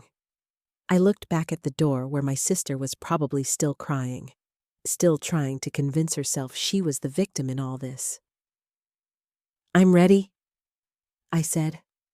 I survived their attempt to kill me. I can survive whatever comes next. But as we walked out of the building, I couldn't help wondering about something Dr. Chen had said, about other doctors, other family members involved in similar schemes. How many people were out there right now, trusting their doctors, believing their test results, never suspecting that their own families might be planning their deaths? How many more Peytons were there in the world, choosing money over love, betrayal over loyalty? The thought terrified me, but it also strengthened my resolve. If testifying against my sister could prevent even one more family from going through what I'd experienced, then it would be worth it, even if it meant reliving the worst betrayal of my life in front of strangers. Even if it meant accepting that the sister I'd loved had never really existed at all. The courtroom was packed when I walked in that Tuesday morning. I'd expected reporters, but not this many. Cameras lined the hallway outside, and I could hear the murmur of voices as people recognized me. Ruth squeezed my hand. You ready for this? I nodded, though my stomach was churning. Today was the day I would face both Peyton and Dr. Chen in court. Today, everything would finally come out. Detective Martinez had prepared me for what to expect, but nothing could have prepared me for the sight of my sister sitting at the defendant's table. She looked smaller somehow, wearing an orange jumpsuit instead of the designer clothes she'd always favored. Her hair was pulled back in a simple ponytail, and when she turned to look at me, I saw dark circles under her eyes. For just a moment, I felt sorry for her. This was still my sister, the woman who'd taught me to ride a bike, who'd held me when I cried over my first heartbreak. Then, I remembered the sugar pills, the fake test results, the year I'd spent believing I was dying while she watched and planned my funeral. The sympathy vanished. Dr. Chen sat at a separate table with her own attorney. She looked as composed as ever, her gray hair perfectly styled, her expression calm and professional. Even now, even here, she looked like someone you'd trust with your life. That's what made her so dangerous. The prosecutor, a sharp-eyed woman named Sarah Williams, had spent hours with me preparing for this moment. She'd explained that both defendants had already pleaded not guilty, despite the evidence against them. They were going to make me relive every detail of what they'd done. Your Honor, Williams began when court was called to session. This case involves a conspiracy so callous, so calculated, that it defies belief. The defendants systematically murdered patients for insurance money, using the trust of family members to carry out their crimes. She turned toward the jury. Joy Reid trusted her sister. She trusted her doctor. And both of these women betrayed that trust in the most horrific way possible. I watched the jurors' faces as Williams outlined the case. Some looked shocked. Others seemed angry. A few appeared skeptical, as if they couldn't believe anyone could be so cruel. When it was time for my testimony, I walked to the witness stand on shaking legs. The courtroom felt enormous, filled with strangers who were about to hear the most painful details of my life. "Ms. Reed," Williams said gently, "can you tell us about your relationship with your sister, Peyton Fritz?" I looked at Peyton. She was staring at her hands, unable to meet my eyes. "She was my best friend," I said, "my only sibling. After our parents died, we only had each other. I trusted her completely." "And when you were diagnosed with cancer, how did she react?" "She was devastated. She cried harder than I did when the doctor told us. She said she'd do anything to help me through it." "Did she suggest any particular treatments?" "She researched holistic medicine.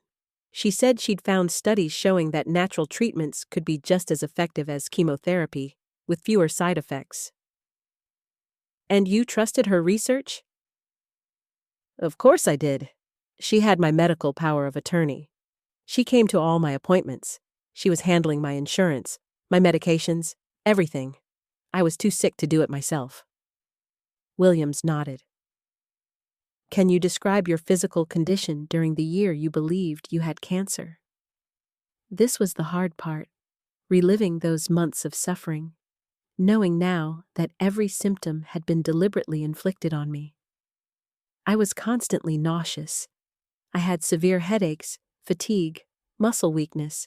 Some days I couldn't get out of bed. I lost weight, lost my hair.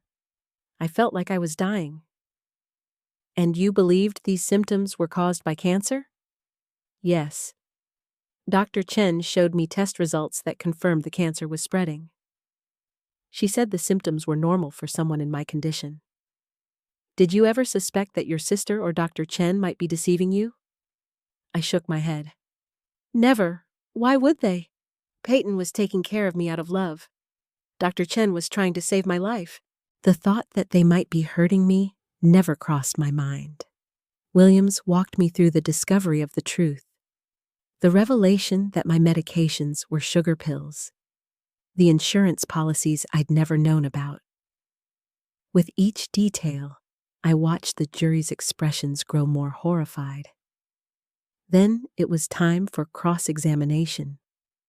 Peyton's lawyer, a thin man with wire-rimmed glasses, approached the witness stand with what I assumed was meant to be a sympathetic expression. "Ms. Reed, you've been through a terrible ordeal. No one disputes that. But isn't it possible that my client genuinely believed she was helping you?" I stared at him. "She replaced my cancer medication with sugar pills. But if she truly believed the holistic treatments were better, she took out insurance policies on my life without telling me. She forged my signature on documents. She watched me write goodbye letters to my friends because I thought I was dying. There's no way she believed she was helping me. People make mistakes when they're grieving. She wasn't grieving. She was planning. For a year, she systematically poisoned me while pretending to care for me. That's not a mistake. That's attempted murder." I saw several jurors nod in agreement. Dr. Chen's attorney tried a different approach when it was her turn. "Ms. Reed, you've testified that you trusted Dr. Chen completely. But isn't it true that you never sought a second opinion about your diagnosis?" "I trusted my doctor. Most people do. But if you'd been more proactive about your health care, are you seriously suggesting this is my fault?" I couldn't keep the anger out of my voice. I went to a licensed physician. I followed her treatment plan. I took the medications she prescribed. The fact that she was slowly poisoning me isn't something I should have had to anticipate. I'm simply saying that patients have a responsibility. To what? To assume their doctors are trying to kill them? The judge intervened before the attorney could respond, but I could see from the jury's faces that his line of questioning had backfired.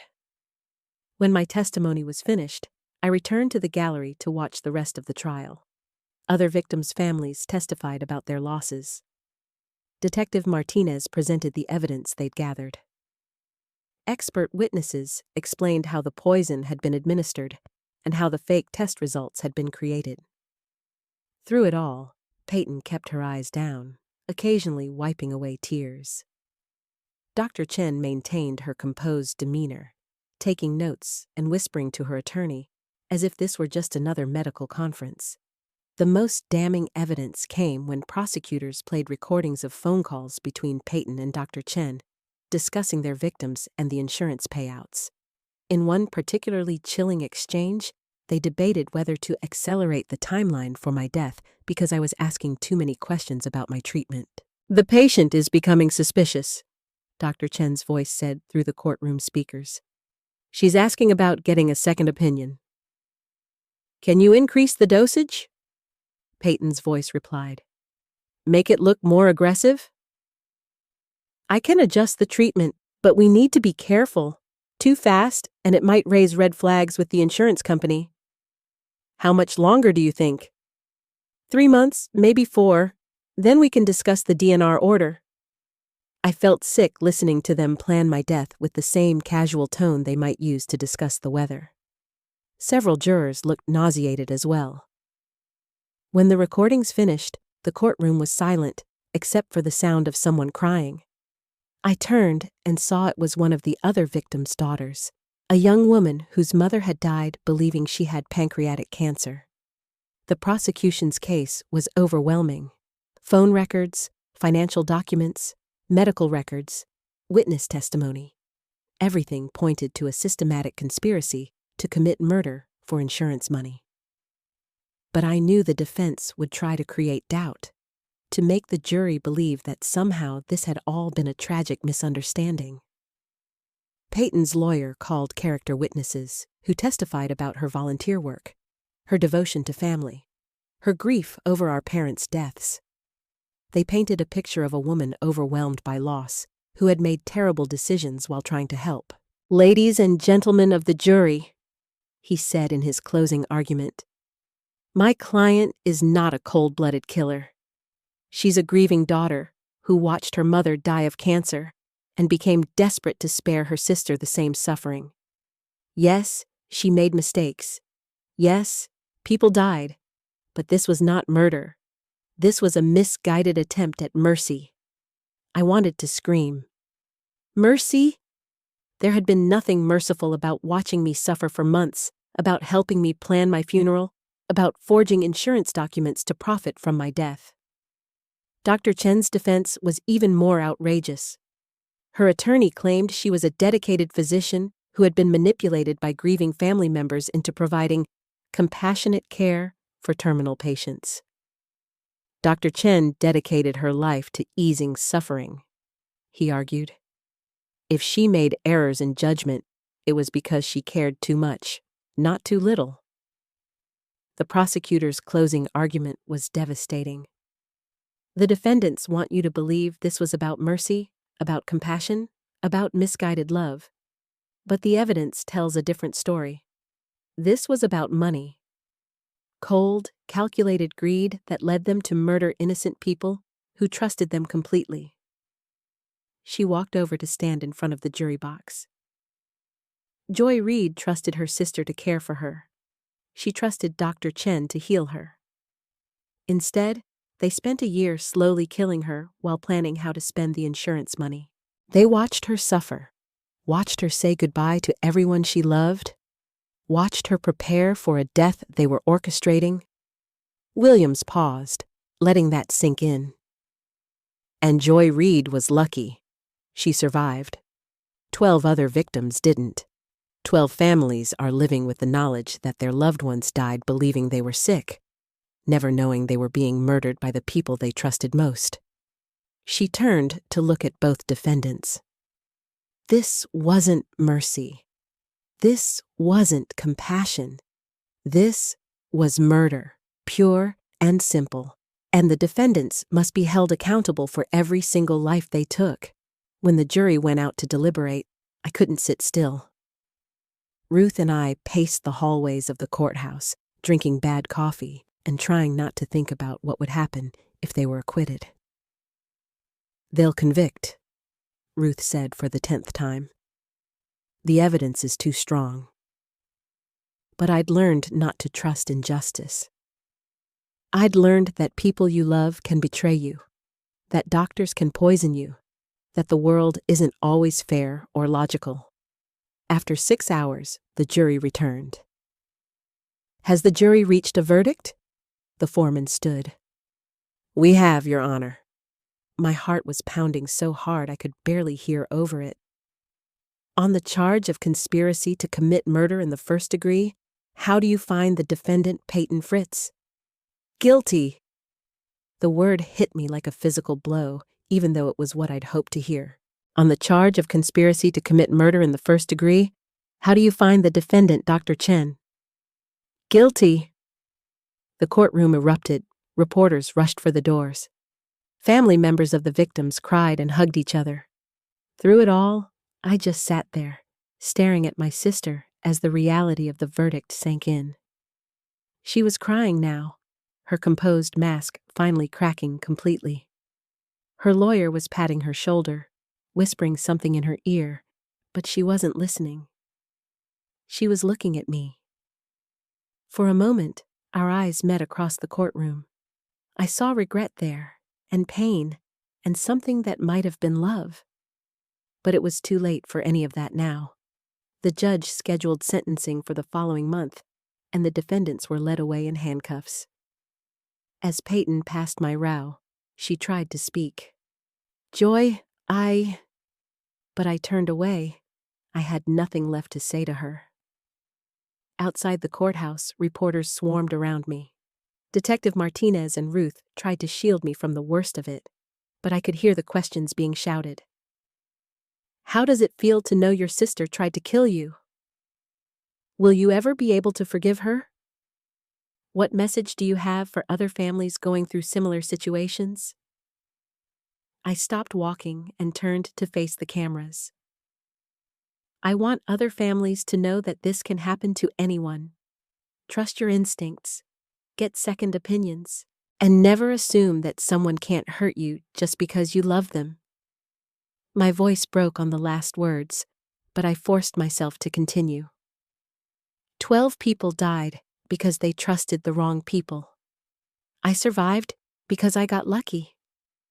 If my story can help even one family avoid what we went through, then maybe something good can come from all this pain. As we walked away from the courthouse, I felt a strange mixture of relief and emptiness. Justice had been served, but it couldn't bring back the year I'd lost believing I was dying. It couldn't restore my relationship with my sister, or give me back the innocence I'd had before I learned that love and betrayal could exist side by side. But it was over. Finally, it was over. The sentencing hearing would bring closure, and then I could begin the long process of rebuilding my life. A life that would be forever changed by what I'd learned about trust, about family, and about the terrible things people can do to those they claim to love. But I was alive. Despite everything they'd done to me, I was alive. And that would have to be enough. The sentencing hearing came a month later. I sat in the same courtroom, but everything felt different now. The weight of uncertainty was gone, replaced by something I hadn't felt in over a year. Peace. Judge Harrison looked stern as he addressed the packed courtroom. "This case represents one of the most calculated and heartless schemes this court has ever encountered. The defendants exploited the trust of vulnerable patients and their families for financial gain, resulting in the deaths of 12 innocent people." He turned to Dr. Chen first. "You took an oath to do no harm. Instead, you systematically murdered your patients while their families watched helplessly. Your actions represent the worst betrayal of medical ethics imaginable." Dr. Chen stood motionless as he continued. "I sentence you to life in prison without the possibility of parole." The words echoed through the courtroom. Life without parole. She would never hurt another family again. Then it was Peyton's turn. My sister looked so small standing there, Nothing like the confident woman who had convinced me to trust Dr. Chen with my life. "Ms. Fritz, you betrayed the most sacred bond that exists, the bond between siblings. You watched your sister suffer for months, knowing you were causing that suffering. You helped plan her funeral while plotting her murder." I closed my eyes, trying to steady myself for what came next. "However, the court acknowledges that you were not the mastermind of this scheme and that you have cooperated with authorities. I sentence you to 25 years in state prison." 25 years. Peyton would be in her 70s when she got out, if she lived that long. Part of me felt relief that justice had been served. Another part mourned the sister I'd lost forever. As they led her away, Peyton looked back at me one last time. Her mouth formed the word sorry, but I couldn't bring myself to respond. Some apologies come too late to matter. The families of the victims spoke after sentencing. One by one, they shared their pain, their anger, and their hope that no other family would go through what we had endured. I listened to their stories and realized something profound. I wasn't alone in this anymore. When it was my turn to speak, I stood slowly and faced the packed courtroom. A year ago, I thought I was dying. I said goodbye to friends, made peace with my regrets, and prepared for the end. What I didn't know was that the two people I trusted most in the world were orchestrating that ending. My voice grew stronger as I continued. But I didn't die. I survived, and now I have a choice. I can spend the rest of my life angry about what was taken from me, or I can focus on what I gained, the knowledge that I'm stronger than I ever imagined. I looked directly at the cameras. To anyone watching who might be going through something similar, trust your instincts, ask questions, get second opinions, and remember that surviving isn't just about staying alive. It's about choosing to live fully despite what others have done to you. The courtroom was completely silent when I sat down. Ruth squeezed my hand, tears in her eyes. "That was beautiful," she whispered. But I wasn't finished healing yet. That would take time. The months that followed were the hardest and most liberating of my life. I had to learn how to trust my own body again, how to believe in my health when every ache made me wonder if something was wrong. The physical recovery was nothing compared to the emotional work. I started seeing a therapist who specialized in trauma and betrayal. Dr. Williams, a different Dr. Williams than the prosecutor, helped me understand that grief isn't just for the dead. I was grieving the sister I thought I had, the relationship I thought we shared, and the innocence I'd lost when I learned that love and evil could coexist in the same person. "It's normal to miss her," Dr. Williams told me during one of our sessions. "You can mourn the relationship while still acknowledging the harm she caused." That was the hardest part to accept. Despite everything Peyton had done, I still remembered the sister who had braided my hair when we were children, who had held me when our mother died, who had been my closest friend for most of my life.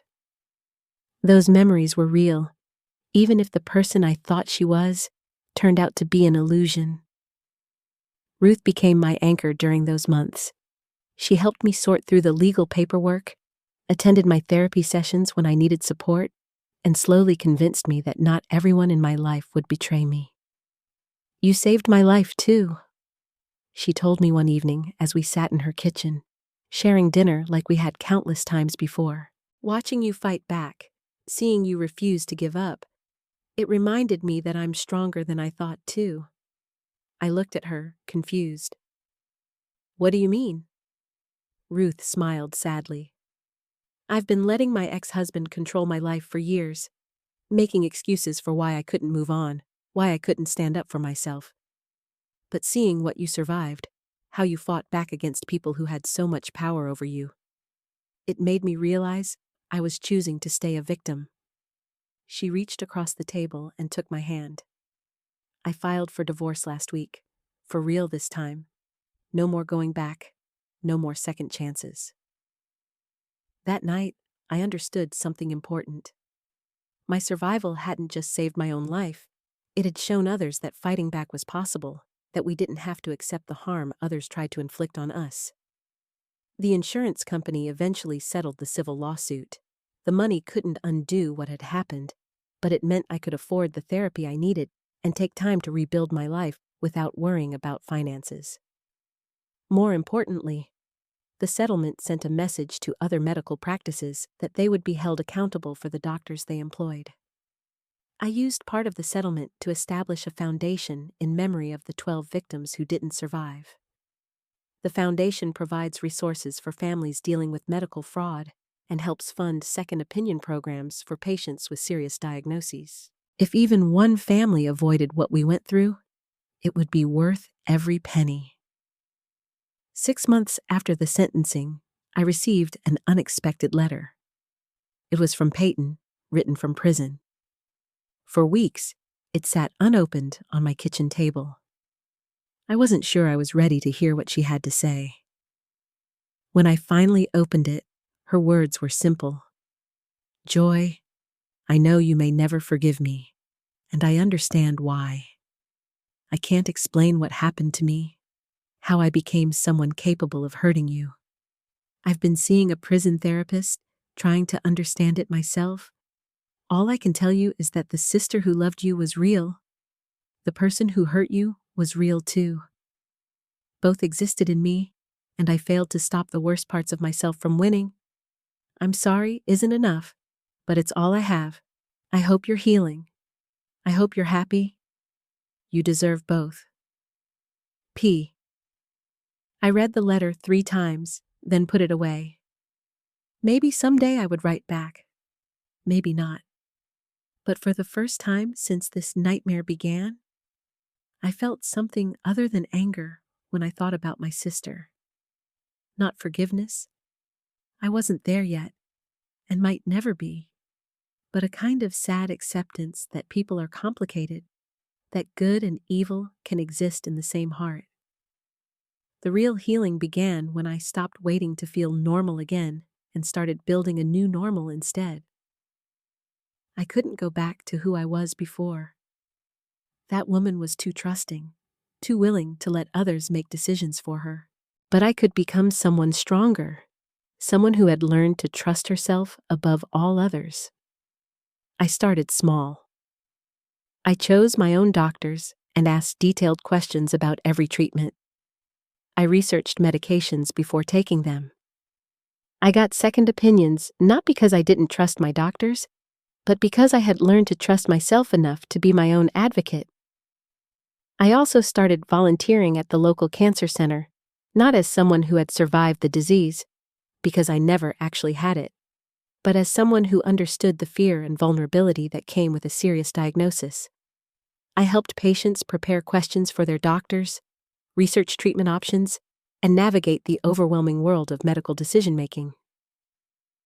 "You have such a calming presence," one patient told me after I'd helped her prepare for a difficult conversation with her oncologist. "It's like you really understand what this feels like." I did understand, just not in the way she thought. I understood what it felt like to believe you were dying, to feel helpless in the face of medical authority, to trust others with your life, only to discover that trust was misplaced. But I also understood that knowledge could be power, that questions were not disrespectful, and that patients had the right to be active participants in their own care. The work gave my experience meaning. Every patient I helped advocate for themselves, every family I taught to ask the right questions, every person who learned to trust their instincts, they were proof that something good could come from even the worst betrayal. A year after the sentencing, I stood in the new apartment I'd chosen for myself. It was smaller than the house I'd shared with memories of Peyton, but it was mine. Every piece of furniture, every picture on the wall, Every decision about how to live, all mine. Ruth knocked on my door that evening, carrying a bottle of wine and a huge smile. "Celebrating something?" I asked, letting her in. "My divorce was finalized today," she said, holding up the bottle. "I'm officially free." We sat on my new couch, toasting to new beginnings and second chances. As the sun set through my windows I had chosen, in a home I had picked, in a life I was building one decision at a time, I realized something profound. I was happy. Not the carefree happiness I'd known before, but something deeper. The happiness that comes from surviving something terrible and choosing to thrive anyway. The happiness that comes from knowing exactly who you are and what you're capable of enduring. Do you ever wonder what would have happened if you hadn't figured it out? Ruth asked, refilling our glasses. I considered the question seriously. Sometimes, but then I remember that I did figure it out. I trusted my instincts when it mattered most. I fought back when fighting back seemed impossible. I survived when they planned for me to die. I looked around my apartment at the life I was building from scratch. I used to think surviving meant just staying alive. But it's more than that. It's refusing to let what others did to you define who you become. It's choosing to trust again, carefully, but genuinely. It's finding ways to help others so that your pain serves a purpose. Ruth nodded, understanding in her eyes. It's taking back control. Exactly. That night, after Ruth left, I sat alone in my quiet apartment and thought about the journey that had brought me here. 1.5 years ago, I had believed I was dying from cancer. In reality, I was being slowly poisoned by the two people I trusted most in the world, my sister and my doctor. But I hadn't died. I had fought back, uncovered the truth, and ensured that justice was served. More than that, I had learned who I really was beneath the trusting, accommodating person I'd always been. I was stronger than I'd known, braver than I'd imagined, and more resilient than I'd ever given myself credit for. The betrayal had taken so much from me. My relationship with my sister, my blind faith in others, my sense of safety in the world. But it had also given me something invaluable. The knowledge that I could survive anything, that I was the only person I truly needed to rely on, and that even the worst experiences could be transformed into sources of strength and purpose. I opened my laptop and began typing an email to the Foundation's coordinator. We had received a grant application from a hospital wanting to fund a program that would provide patient advocates for vulnerable populations. Elderly patients, those without family support, people dealing with serious diagnoses who might be particularly susceptible to medical fraud. As I reviewed the proposal, I smiled. This was exactly the kind of program that could have protected me and the 12 people who didn't survive. Every patient who would have an advocate, every family who would learn to ask the right questions, every person who would be empowered to trust their instincts, they were living proof that my nightmare had meaning. I approved the grant and closed my laptop. Tomorrow, I would continue the work of helping others protect themselves. Tonight, I would rest in the peace that comes from knowing I had not just survived, but transformed my survival into something that could help others. The woman who had walked into Dr. Chen's office 2 years ago, trusting and naive, was gone forever. In her place was someone who had looked evil in the face and refused to be destroyed by it. Someone who had taken the worst betrayal imaginable and used it to build a life of purpose and meaning. I was not the same person I had been before this happened. I was better, stronger, more aware of both the darkness and the light that exist in the world, and more committed to fighting for the light. As I turned off the lights and headed to bed, I thought about the question the reporter had asked outside the courthouse. Will you ever be able to forgive her? I still didn't know the answer to that question. Maybe I would forgive Peyton someday, or maybe I wouldn't. But I had learned something more important than forgiveness. I had learned how to let go of the power that her betrayal had over me, how to build a life that wasn't defined by what she had done to me. And that, I realized, was its own kind of freedom. What gave me the strength to move on wasn't forgetting what happened or pretending it didn't matter. It was choosing to believe that I was stronger than the worst thing that had ever been done to me, and proving that belief true every single day.